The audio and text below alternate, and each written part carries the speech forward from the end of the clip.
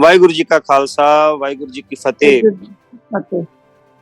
Voice of मानवता पर आप सबका स्वागत है। आज बहुत ही स्पेशल दिन हम मनाने जा रहे हैं। आप पीछे जो फोटो देख रहे हैं, शहीद भाई तारू सिंह जी।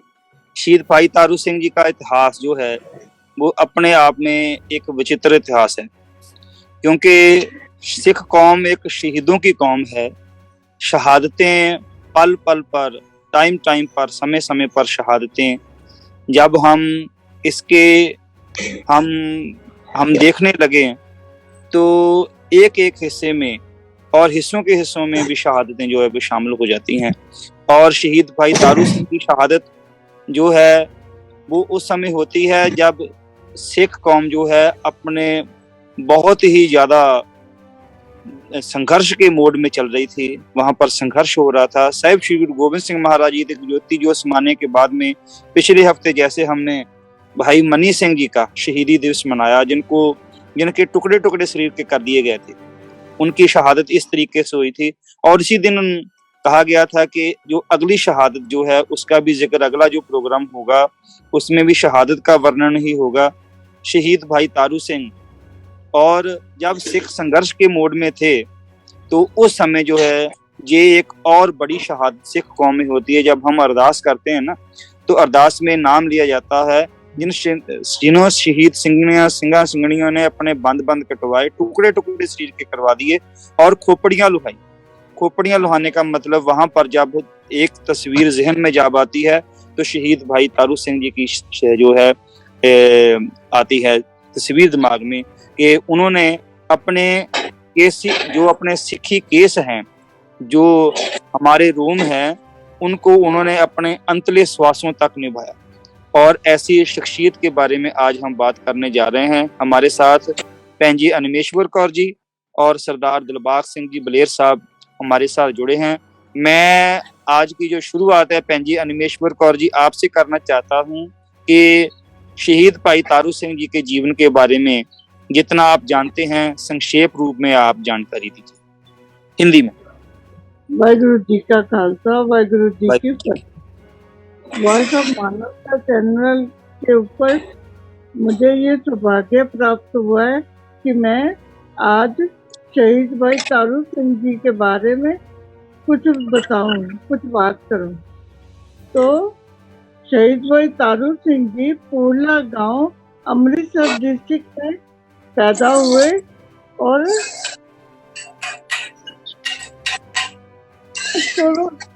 1716 ईस्वी में जब बाबा बंदा सिंह बहादुर जी के और उनके साथी सिंह शहीद प्राप्ति कर गए तो मुगलों ने उनके सिखों के ऊपर बहुत जुल्म करने शुरू कर दिए। यहाँ तक कि सिखों के सिरों के मूल भी पड़ने शुरू हो गए। और लाहौर के गवर्नर जकरिया खान ने तो जुल्म की हद ही पार कर दी। ऐसे समय में सिंहों ने जंगलों में रहना ठीक समझा ताकि वो जुल्म हुकूमत का टाकरा कर सके। ऐसे हालात में भाई तारू सिंह जी और उनके परिवार ने मिलकर सिखों की सहायता लंगर और जरूरी चीजों के साथ की।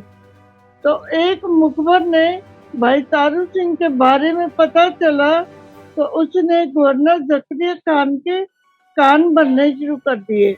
जकरिया खान से जो बर्दाश्त नहीं हुए, उसने भाई तारू सिंह जी को गिरफ्तारी का हुक्म दिया और उनको बंदी बना के पेश किया गया। बहुत तसीहे दिए गए, जुल्म उन पर बहुत जुल्म किए गए। और जकरिया खान ने भाई तारू सिंह जी को अपना धर्म छोड़ के मुसलमान धर्म अपनाने के लिए बोला, जो उन्होंने मंजूर नहीं किया और जकरिया खान ने उनके केस कत्ल करने का हुक्म दिया। पर लेकिन भाई तारू सिंह जी ने ना मुसलमान बनने और ना ही केस कत्ल करवाने की बात मानी। उन्होंने बोला मैं सिर कटवा सकता हूँ, लेकिन सतगुरु जी की प्यारी पवित्र दात नहीं दे सकता। इसके बाद जकरिया खान ने जल्लाद भाई तारू सिंह जी की खोपड़ी उतारने का हुक्म दिया। तारू सिंह को जरा भी दुख नहीं हुआ। उन्होंने सिक्की को केसों और श्वासों के साथ निभाने की मिसाल कायम की। जब जल्लाद उनकी खोपड़ी उतार रहा था रंबी के साथ, तो वो अपने गुरु का बहाना मानते रहे। और पंथ प्रकाश में लिखा है, जिम जिम सिंगन तुरत सतावे, तिम तिम मुख सिंह लाली आवे। माना जाता है कि खोपड़ी उतारने के बाद वो 22 दिन तक जीवित रहे और उन्होंने 1745 में शहीदी प्राप्त करी। भाई तारू सिंह जी को अद्वितीय शहादत को हम अपनी हर रोज की अरदास में याद करते हैं। सिख धर्म के इतिहास में शहादत की नींव रखने वाले पंचम पातशाह श्री गुरु अर्जन देव जी थे और गुरु शहीद परंपरा का आगाज आपकी शहादत से ही शुरू होता है। धर्म, कौम और मानव भले के हित के लिए प्राणों की परवाह न किए बिना मन मिटने वाले को शहीद कहा जाता है। मैं शहीद भाई तारू सिंह जी को शत शत नमन करती हूँ। सूरा सो पहचानिए जो लड़े दीन के, पुरजा पुरजा कट मरे कबू न साजे के। धन्यवाद। हाँ जी भैन जी, अश्विर कौर जी, बहुत बहुत धन्यवाद। ਤੁਸੀਂ ਹਿੰਦੀ ਦੇ ਵਿੱਚ ਸ਼ਹੀਦ ਭਾਈ ਤਾਰੂ ਸਿੰਘ ਜੀ ਦੀ ਸ਼ਹੀਦੀ ਦੇ ਬਾਰੇ ਦੱਸਿਆ। ਹੁਣ ਭਾਈ ਦਿਲਬਾਗ ਸਿੰਘ ਜੀ ਬਲੇਰ ਸਾਹਿਬ, ਤੁਸੀਂ ਇਹ ਜਿਹੜਾ ਵਰਤਾਰਾ, ਜਿਹੜਾ ਸ਼ਹੀਦ ਭਾਈ ਤਾਰੂ ਸਿੰਘ ਜੀ ਦਾ ਵਰਤਾਰਾ, ਤੁਸੀਂ ਕਿਉਂਕਿ ਧਾਰਮਿਕ ਲਾਈਨ ਦੇ ਨਾਲ ਵੀ ਸੰਬੰਧਿਤ ਹੈ, ਪ੍ਰਚਾਰਕ ਵੀ ਹੈਗੇ ਆ ਤੇ ਬੱਚਿਆਂ ਦੇ ਵਿੱਚ ਬੜੀ ਵੱਡੀ ਤੁਸੀਂ ਕੰਮ ਕਰ ਰਹੇ ਹੋ ਬੱਚਿਆਂ ਦੇ ਵਿੱਚ ਵੀ, ਤੇ ਤੁਸੀਂ ਇਸ ਸ਼ਹਾਦਤ ਨੂੰ ਕਿਸ ਤਰ੍ਹਾਂ ਦੇਖਦੇ ਆ? ਤੇ ਪੰਜਾਬੀ ਦੇ ਵਿੱਚ ਸਾਡੇ ਸਰੋਤਿਆਂ ਨੂੰ ਹੁਣ ਆਪਾਂ ਇਹ ਗੱਲ ਜਿਹੜੀ ਹੈਗੀ ਆ, ਕਿਉਂਕਿ ਭੈਣ ਜੀ ਨੇ ਹਿੰਦੀ ਦੇ ਵਿੱਚ ਜਿਹੜੇ ਸਾਡੇ ਸਰੋਤੇ ਉਹਨਾਂ ਨੂੰ ਤੇ ਇਹ ਗੱਲ ਜਿਹੜੀ ਸਮਝਾ ਦਿੱਤੀ ਹੈਗੀ ਆ, ਤੇ ਅਸੀਂ ਹੁਣ ਪੰਜਾਬੀ ਦੇ ਵਿੱਚ ਤੁਸੀਂ ਇਹਨਾਂ ਦੇ ਬਾਰੇ ਹੋਰ ਜਾਣਕਾਰੀ ਜਿਹੜੀ ਹੈਗੀ ਆ ਸ਼ਹੀਦ ਭਾਈ ਤਾਰੂ ਸਿੰਘ ਦੇ ਜੀਵਨ ਦੇ ਬਾਰੇ ਜਿਹੜੀ ਹੈਗੀ ਆ ਸਾਡੇ ਨਾਲ ਸਾਂਝੀ ਕਰੋ। ਇਹ ਇਤਿਹਾਸ ਤੁਸੀਂ ਜਿਹੜਾ ਹੈਗਾ ਪੁਰਾਤਨ ਇਤਿਹਾਸ, ਜਿਹਦਾ ਅਸੀਂ ਪਿਛਲੀ ਵਾਰੀ ਭਾਈ ਮਨੀ ਸਿੰਘ ਦੇ ਇਤਿਹਾਸ ਦੀ ਵੀ ਗੱਲ ਕੀਤੀ ਸੀ, ਅਸੀਂ ਉਹਨੂੰ ਕੰਟੀਨਿਊ ਕਰਦੇ ਵੀ ਅੱਗੇ ਜਿਹੜੀ ਗੱਲ ਜਿਹੜੀ ਹੈਗੀ ਕਰ ਸਕਦੇ ਹਾਂ। ਤੁਸੀਂ ਆਪਣੇ ਵਿਚਾਰ ਰੱਖਣ ਦੀ ਜਿਹੜੀ ਕਿਰਪਾਲਤਾ ਕਰੋ। ਭਾਈ ਦਿਲਬਾਗ ਸਿੰਘ ਬਲੇਰ ਸਾਹਿਬ। ਵਾਇਸ ਆਫ ਮਾਨਵਤਾ ਦੇ ਸਾਰੇ ਸਰੋਤਿਆਂ, ਦਰਸ਼ਕਾਂ ਨੂੰ ਤੇ ਆਪ ਜੀ ਸਾਰਿਆਂ ਨੂੰ ਮੈਂ ਫਤਿਹ ਅਰਜ਼ ਕਰਦਾ ਹਾਂ ਜੀ। ਵਾਹਿਗੁਰੂ ਜੀ ਕਾ ਖਾਲਸਾ, ਵਾਹਿਗੁਰੂ ਜੀ ਕੀ ਫਤਿਹ। ਅਸੀਂ ਜਦੋਂ ਅਰਦਾਸ ਦੇ ਵਿੱਚ ਰੋਜ਼ਾਨਾ ਹੀ ਇਹ ਸ਼ਬਦ ਚੇਤੇ ਕਰਦੇ ਹਾਂ, ਬੰਦ ਬੰਦ ਕਟਾਏ ਖੋਪੜੀਆਂ ਲੋਹਾਈਆਂ। ਖੋਪੜੀਆਂ ਲੋਹਾਈਆਂ ਸ਼ਬਦ ਜਦੋਂ ਅਸੀਂ ਰੋਜ਼ਾਨਾ ਹੀ ਚੇਤੇ ਕਰਦੇ ਹਾਂ ਤੇ ਉਹਦੇ ਬਹੁਵਚਨ ਅਰਥ ਬਣਦੇ ਨੇ ਕਿ ਸਿੱਖੀ ਆਣ ਸ਼ਾਨ ਦੀ ਖਾਤਰ ਸਾਡਿਆਂ ਬਜ਼ੁਰਗਾਂ ਨੇ ਆਪਣੇ ਸਿਰ ਦੀਆਂ ਖੋਪੜੀਆਂ ਲੋਹਾ ਲਈਆਂ, ਪਰ ਕੇਸ ਨਹੀਂ ਕਤਲ ਹੋਣ ਦਿੱਤੇ। ਕਤਲ ਸ਼ਬਦ ਵਰਤਿਆ ਜਾਂਦਾ ਹੈ ਸਿੱਖੀ ਦੇ ਵਿੱਚ ਜਦੋਂ ਕੇਸਾਂ ਨੂੰ ਕੱਟਿਆ ਜਾਂਦਾ ਹੈ, ਭਾਵ ਕਿ ਕੇਸਾਂ ਦੀ ਬੇਅਦਬੀ, ਰੋਮਾਂ ਦੀ, ਵਾਲਾਂ ਦੀ ਨਹੀਂ ਕੀਤੀ, ਪਰ ਆਪਣੇ ਸਿਰਾਂ ਦੀਆਂ ਖੋਪੜੀਆਂ ਲੋਹਾ ਦਿੱਤੀਆਂ ਜੀ। ਮੈਂ ਪਹਿਲੀ ਗੱਲ ਇਹਦੇ ਸੰਬੰਧ 'ਚ ਇਹ ਕਹਾਂਗਾ ਕਿ ਖੋਪੜੀਆਂ ਕਈਆਂ ਨੇ ਲੋਹਾਈਆਂ ਨੇ, ਪਰ ਇਤਿਹਾਸ ਸਿਰਫ ਭਾਈ ਤਾਰੂ ਸਿੰਘ ਜੀ ਦਾ ਸਾਡੇ ਕੋਲ ਸਾਂਭਿਆ ਪਿਆ ਹੈ। ਠੀਕ। ਦੂਸਰੀ ਗੱਲ ਹੈ, ਅਗਲੇ ਸ਼ਬਦ ਨੇ ਸਾਡੀ ਅਰਦਾਸ ਦੇ ਸਿੱਖੀ ਕੇਸਾਂ ਸਵਾਸਾਂ ਸੰਗ ਨਿਭਾਈ ਅਸੀਂ ਕਹਿੰਦੇ ਹਾਂ। ਹੁਣ ਜਿਵੇਂ ਵਿਦਵਾਨਾਂ ਨੇ ਇਹਦੇ ਅਰਥ ਕੀਤੇ ਨੇ ਕਿ ਸਰੀਰ ਦਾ ਮੁੱਲ ਹੈ, ਕੀਮਤ ਹੈ ਸਾਹ ਕਰਕੇ, ਆਕਸੀਜਨ ਕਰਕੇ। ਜੇ ਸਾਡੀ ਬੋਡੀ ਨੂੰ, ਸਰੀਰ ਨੂੰ ਸਾਹ ਆਕਸੀਜਨ ਮਿਲਦੀ ਹੈ, ਹਵਾ ਮਿਲਦੀ ਹੈ ਤਾਂ ਸਰੀਰ ਚੱਲਦਾ ਹੈ। ਨਹੀਂ ਸਰੀਰ ਨੂੰ, ਬੋਡੀ ਨੂੰ ਹਵਾ ਮਿਲਦੀ ਹੈ ਆਕਸੀਜਨ, ਤੇ ਸਰੀਰ ਡੈਡ ਹੈ, ਨਹੀਂ ਚੱਲਦਾ। ਸਿੱਖੀ ਦੀ ਮਹਾਨਤਾ, ਜਿਹੜੀ ਸਾਡਾ ਸਿੱਖੀ ਹੈ, ਸਿੱਖ ਦੀ ਮਹਾਨਤਾ ਉਹ ਕੇਸਾਂ ਕਰਕੇ ਹੈ, ਇਹਨਾਂ ਰੋਮਾਂ ਕਰਕੇ, ਵਾਲਾਂ ਕਰਕੇ ਹੈ। ਪੰਜਾਂ ਕਕਾਰਾਂ ਦੇ ਵਿੱਚੋਂ ਪਹਿਲਾ ਕਕਾਰ ਵੀ ਦਸ਼ਮੇਸ਼ ਪਿਤਾ ਨੇ ਸਾਨੂੰ ਜਿਹੜਾ ਦਿੱਤਾ ਹੈ, ਉਹਦੀ ਚੋਣ ਕੀਤੀ ਹਜ਼ੂਰ ਨੇ ਤੇ ਕਿਹਾ ਕੇਸ ਗੁਰੂ ਕੀ ਮੋਹਰ ਹੈ। ਹੁਣ ਭਾਈ ਤਾਰੂ ਸਿੰਘ ਨੇ ਇਸ ਗੱਲ ਤੇ ਪਹਿਰਾ ਦਿੱਤਾ ਹੈ। ਮੈਂ ਆਪ ਜੀ ਸਾਰਿਆਂ ਸਰੋਤਿਆਂ ਨੂੰ ਇਹ ਵੀ ਦੱਸ ਦਿਆਂ ਕਿ ਮੇਰੇ ਵਾਸਤੇ ਬੜੀ ਇਹ ਮਾਣ ਵਾਲੀ ਗੱਲ ਹੈ, ਮੈਂ ਭਾਗਾਂ ਵਾਲਾ ਹੈ ਕਿ ਸਨ 2006 ਤੋਂ ਲੈ ਕੇ ਤੇ 10 ਤੱਕ ਮੈਂ 3-4 ਸਾਲ ਲਗਾਤਾਰ ਸ਼ਹੀਦ ਭਾਈ ਤਾਰੂ ਸਿੰਘ ਦੇ ਜਨਮ ਸਥਾਨ ਪੂਲੇ ਪਿੰਡ ਮੈਂ ਹੈਡ ਗ੍ਰੰਥੀ ਦੀ ਕਥਾਵਾਚਕ ਦੀ ਡਿਊਟੀ ਵੀ ਕੀਤੀ ਹੈ। ਵਾਹ ਜੀ। ਮੈਂ ਉੱਥੇ ਸੀਨੇ ਬਸੀਨੇ ਬਜ਼ੁਰਗਾਂ ਤੋਂ ਇਹ ਗੱਲਾਂ ਵੀ ਸੁਣੀਆਂ ਨੇ। ਭਾਈ ਤਾਰੂ ਸਿੰਘ ਦੀ ਉਹ ਜਨਮ ਭੂਮੀ ਹੈ, ਆਪ ਜੀ ਖੇਤੀ ਕਰਦੇ ਸਨ, ਛੋਟੇ ਜਿਹੇ ਸਨ। ਉਹਨਾਂ ਦੇ ਪਿਤਾ ਜੰਗੀ ਮੁਹਿੰਮਾਂ ਦੇ ਵਿੱਚ 18ਵੀਂ ਸਦੀ ਦੇ ਵਿੱਚ ਸਿੰਘਾਂ ਦਾ ਸਾਥ ਦਿੰਦੇ ਸ਼ਹਾਦਤ ਦਾ ਜਾਮ ਪੀ ਜਾਂਦੇ ਨੇ, ਤੇ ਛੋਟਾ ਜਿਹਾ ਪਰਿਵਾਰ ਹੈ ਭਾਈ ਸਾਹਿਬ ਦਾ। ਠੀਕ ਹੈ। ਇਸ ਛੋਟੇ ਜਿਹੇ ਪਰਿਵਾਰ ਦੇ ਵਿੱਚ ਇੱਕ ਉਹਨਾਂ ਦੀ ਮਾਤਾ ਜੀ ਨੇ ਤੇ ਇੱਕ ਭੈਣ ਜੀ ਨੇ ਤੇ ਤੀਸਰੇ ਉਹ ਆਪ ਨੇ। ਸਭ ਤੋਂ ਵੱਧ ਭਾਈ ਤਾਰੂ ਸਿੰਘ ਜੀ ਦੇ ਬਾਰੇ ਜੇ ਲਿਖਿਆ ਆਪਾਂ ਪੜ੍ਹਨਾ ਹੋਵੇ ਮਿਲਦਾ ਹੈ ਤੇ ਉਹ ਰਤਨ ਸਿੰਘ ਭੰਗੂ ਦਾ ਲਿਖਿਆ ਹੋਇਆ ਪੰਥ ਪ੍ਰਕਾਸ਼ ਨਾਮ ਦਾ ਇੱਕ ਗ੍ਰੰਥ ਹੈ, ਉਹਦੇ ਵਿੱਚ ਉਹਨਾਂ ਨੇ ਸਭ ਤੋਂ ਜ਼ਿਆਦਾ ਜ਼ਿਕਰ ਕੀਤਾ ਹੈ। ਉੱਥੇ ਲਿਖਦੇ ਨੇ ਕਿ ਸਾਖੀ ਭਾਈ ਤਾਰੂ ਸਿੰਘ ਬਦੇਹੀ ਕੀ। ਹੁਣ ਬਦੇਹੀ ਸ਼ਬਦ ਉਹਨਾਂ ਨੇ ਤਾਂ ਵਰਤਿਆ ਕਿ ਸਰੀਰ ਦੇ ਮੋਹ ਤੋਂ ਵੀ ਉੱਪਰ ਉੱਠ ਗਏ ਸਨ ਭਾਈ ਸਾਹਿਬ। ਉਮਰ ਬੜੀ ਛੋਟੀ ਸੀ, 25 ਕੁ ਸਾਲ ਦੀ ਉਹਨਾਂ ਦੀ ਉਮਰ ਸੀ ਭਰ ਜਵਾਨੀ ਦੇ ਵਿੱਚ, ਪਰ ਜਿਹੜਾ ਉਹਨਾਂ ਦੇ ਅੰਦਰ ਆਤਮਿਕ ਦੀਵਾ ਸੀ ਨਾ, ਆਤਮਿਕ ਜੋਤ ਉਹ ਲੱਟ ਕਰਕੇ ਬਲਦਾ ਸੀ। ਕਿਉਂਕਿ ਛੋਟੀ ਉਮਰ ਦੇ ਵਿੱਚ ਹੀ ਉਹਨਾਂ ਨੂੰ ਆਪਣੀ ਮਾਤਾ ਜੀ ਕੋਲੋਂ, ਭੈਣ ਜੀ ਕੋਲੋਂ, ਆਪਣੇ ਪਿਤਾ ਕੋਲੋਂ ਪ੍ਰੇਰਨਾ ਬਹੁਤ ਮਿਲੀ ਸੀ ਗੁਰਮਤਿ ਸਿੱਖੀ ਦੀ। ਘਰ ਵਿੱਚ ਆਉਣਾ ਜਾਣਾ ਸਿੰਘਾਂ ਦਾ ਸੀ, ਗੁਰੂ ਕੇ ਪਿਆਰਿਆਂ ਦਾ ਆਉਣਾ ਜਾਣਾ ਸੀ। ਤੇ ਇੱਕ ਗੱਲ ਮੈਂ ਹੋਰ ਕਹਾਂਗਾ, ਜਿਹੜੀਆਂ ਚੀਜ਼ਾਂ ਦੀ ਸਾਨੂੰ ਅੱਜ ਬੜੀ ਜ਼ਰੂਰਤ ਹੈ ਸਾਡੇ ਪਰਿਵਾਰਾਂ ਦੇ ਵਿੱਚ, ਕਿ ਭਾਈ ਸਾਹਿਬ ਦੇ ਬਾਰੇ ਵੀ ਲਿਖਿਆ ਮਿਲਦਾ ਹੈ ਕਿ ਉਹ ਸਾਰਾ ਪਰਿਵਾਰ ਛੋਟਾ ਜਿਹਾ ਜਿੰਨੇ ਵੀ ਸਨ ਉਹ ਰਲ ਕੇ ਸਵੇਰੇ ਸ਼ਾਮ ਨਿਤਨੇਮ ਪਾਠ ਕਰਿਆ ਕਰਦੇ ਸਨ। ਠੀਕ। ਫਿਰ ਭਾਈ ਸਾਹਿਬ ਨੇ ਆਪਣੇ ਘਰ ਨੂੰ, ਭਾਈ ਤਾਰੂ ਸਿੰਘ ਦਾ ਜਿਹੜਾ ਘਰ ਸੀ ਛੋਟਾ ਜਿਹਾ, ਉਹਦੇ ਵਿੱਚ ਗੁਰਦੁਆਰੇ ਵਾਲੇ ਸਾਰੇ ਕਾਰਜ ਹੁੰਦੇ ਸਨ। ਜਿਵੇਂ ਗੁਰਦੁਆਰੇ 'ਚ ਲੰਗਰ ਤਿਆਰ ਹੁੰਦਾ ਹੈ, ਉੱਥੇ ਲੰਗਰ ਵੀ ਤਿਆਰ ਹੁੰਦਾ ਸੀ ਉਹਨਾਂ ਦੇ ਘਰ ਵਿੱਚ। ਰਹਿائش ਗਾਹ ਵੀ ਉਹਨਾਂ ਦੇ ਘਰ 'ਚ ਸੀ। ਫਿਰ ਮਤਲਬ ਮਜ਼ਲੂਮ ਦੀ ਰੱਖਿਆ ਵੀ ਕੀਤੀ ਜਾਂਦੀ ਸੀ। ਤੇ ਸਿੰਘਾਂ ਦੇ ਵਾਸਤੇ ਤਾਂ ਉਹ ਕਾਰਜ ਕਰਦੇ ਹੀ ਸਨ, ਸਿੱਖੀ ਦੀ ਚੜ੍ਹਦੀ ਕਲਾ ਦੇ ਵਾਸਤੇ। ਸੋ ਰਤਨ ਸਿੰਘ ਭੰਗੂ ਨੇ ਪੰਥ ਪ੍ਰਕਾਸ਼ ਦੇ ਵਿੱਚ ਜ਼ਿਕਰ ਕੀਤਾ ਹੈ। ਉਹ ਕਹਿੰਦਾ ਕਿ ਮਾਝੇ ਮੇ ਜੋ ਬਸਤ ਥੇ ਭਲੇ ਸੋ ਕੂਲੇ ਗ੍ਰਾਮ ਹਠੀ ਜਪੀ ਸਾਚੋ ਸਤੀ ਨਿਹੰਗ ਤਾਰੂ ਸਿੰਘ ਨਾਮ। ਉਹਨਾਂ ਨੇ ਇਦਾਂ ਦੇ ਸ਼ਬਦਾਂ ਨਾਲ ਸੰਬੋਧਨ ਕੀਤਾ ਹੈ ਕਿ ਭਾਈ ਤਾਰੂ ਸਿੰਘ ਜਿਨ੍ਹਾਂ ਦੇ ਦਿਲ ਸੁਰਤ ਦੇ ਵਿੱਚ ਗੁਰੂ ਗੋਬਿੰਦ ਸਿੰਘ ਮਹਾਰਾਜ ਜੀ ਦੀ ਸਿੱਖੀ ਦੇ ਨਾਲ ਸਭ ਤੋਂ ਜ਼ਿਆਦਾ ਪਿਆਰ ਸੀ ਉਹਨਾਂ ਦੇ ਜੀਵਨ ਦੇ ਵਿੱਚ। ਜੇ ਉਹ ਕਿਸੇ ਚੀਜ਼ ਨੂੰ ਇੰਪੋਰਟੈਂਸ, ਮਹਾਨਤਾ ਦਿੰਦੇ ਸਨ ਤੇ ਉਹ ਸਿੱਖੀ ਨੂੰ ਦਿੰਦੇ ਸਨ ਜੀ। ਉਹਨਾਂ ਨੂੰ ਇਸ ਗੱਲ ਦਾ ਅਹਿਸਾਸ ਸੀ ਕਿ ਦਸ਼ਮੇਸ਼ ਪਿਤਾ ਗੁਰੂ ਗੋਬਿੰਦ ਸਿੰਘ ਨੇ ਸਰਬੰਸ ਵਾਰ ਕੇ, ਸਾਰਾ ਪਰਿਵਾਰ ਵਾਰ ਕੇ, ਗੁਰੂ ਨਾਨਕ ਦੇਵ ਜੀ ਦੀ ਕੁਰਬਾਨੀ, ਗੁਰੂ ਅਰਜਨ ਦੇਵ ਜੀ ਦੀ ਕੁਰਬਾਨੀ, ਗੁਰੂ ਸਾਹਿਬਾਨ ਦੀਆਂ ਕੁਰਬਾਨੀਆਂ, ਬਜ਼ੁਰਗਾਂ ਦੀਆਂ, ਸਦਾ ਹੀ ਉਹਨਾਂ ਨੂੰ ਆਪਣਾ ਰੋਲ ਮਾਡਲ ਬਣਾ ਕੇ ਰੱਖਦੇ ਸਨ। ਤੇ ਫਿਰ ਜਿਵੇਂ ਭੈਣ ਜੀ ਉਹਨਾਂ ਨੇ ਹੁਣੇ ਦੱਸਿਆ ਆਪਾਂ ਨੂੰ ਕਿ ਜਦੋਂ ਭਾਈ ਸਾਹਿਬ ਨੂੰ ਗ੍ਰਿਫਤਾਰ ਕੀਤਾ ਗਿਆ ਤੇ ਉਹਨਾਂ ਤੇ ਦੋਸ਼ ਮੜਿਆ ਗਿਆ, ਇਲਜ਼ਾਮ ਇਹ ਲਾਇਆ ਗਿਆ, ਲਾਹੌਰ ਦਾ ਸੂਬੇਦਾਰ ਉਸ ਵੇਲੇ ਉਹਦਾ ਨਾਂ ਸੀ ਜ਼ਕਰੀਆ ਖਾਂ। ਅੱਜ ਜਿਵੇਂ ਪੰਜਾਬ ਜਿਹੜਾ ਹੁਣ ਇੰਡੀਆ ਦੇ ਵਿੱਚ ਪੰਜਾਬ ਸੂਬਾ ਪੈਂਦਾ ਹੈ, ਸਟੇਟ ਪੈਂਦੀ ਹੈ, ਇਹਦੀ ਰਾਜਧਾਨੀ ਚੰਡੀਗੜ੍ਹ ਹੈ। ਤੇ ਉਹ ਪੁਰਾਣਾ ਪੰਜਾਬ ਜਿਹੜਾ ਸੀ ਉਸ ਵੇਲੇ ਲਾਹੌਰ ਇਹਦੀ ਰਾਜਧਾਨੀ ਹੁੰਦੀ ਸੀ। ਤੇ ਲਾਹੌਰ ਦਾ ਜਿਹੜਾ ਚੀਫ ਮਿਨਿਸਟਰ ਸੀ, ਸੂਬੇਦਾਰ ਸੀ, ਉਹ ਜ਼ਕਰੀਆ ਖਾਂ ਸੀ।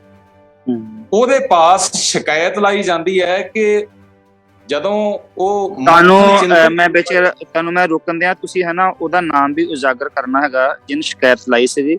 ਇਤਿਹਾਸ ਦੇ ਵਿੱਚ ਉਹਦਾ ਨਾਮ ਵੀ ਜਿਹੜਾ ਆਉਂਦਾ ਹੈਗਾ ਆ, ਕਿਉਂਕਿ ਉਹਨਾਂ ਨੂੰ ਮੈਂ ਚਾਹੁੰਦਾ ਸੀ ਕਿ ਥੋੜਾ ਜਿਹਾ ਇਹਨੂੰ ਮੈਂ ਬਰੀਫ ਰੱਖਾਂ, ਸੰਖੇਪ ਰੱਖਾਂ। ਚਲੋ ਤੁਸੀਂ ਚਾਹੁੰਦੇ ਹੋ ਖੁੱਲ ਕੇ ਗੱਲ ਕਰੀਏ। ਹਾਂਜੀ, ਖੁੱਲ ਕੇ ਗੱਲ ਕੀਤੀ ਜਾਏ।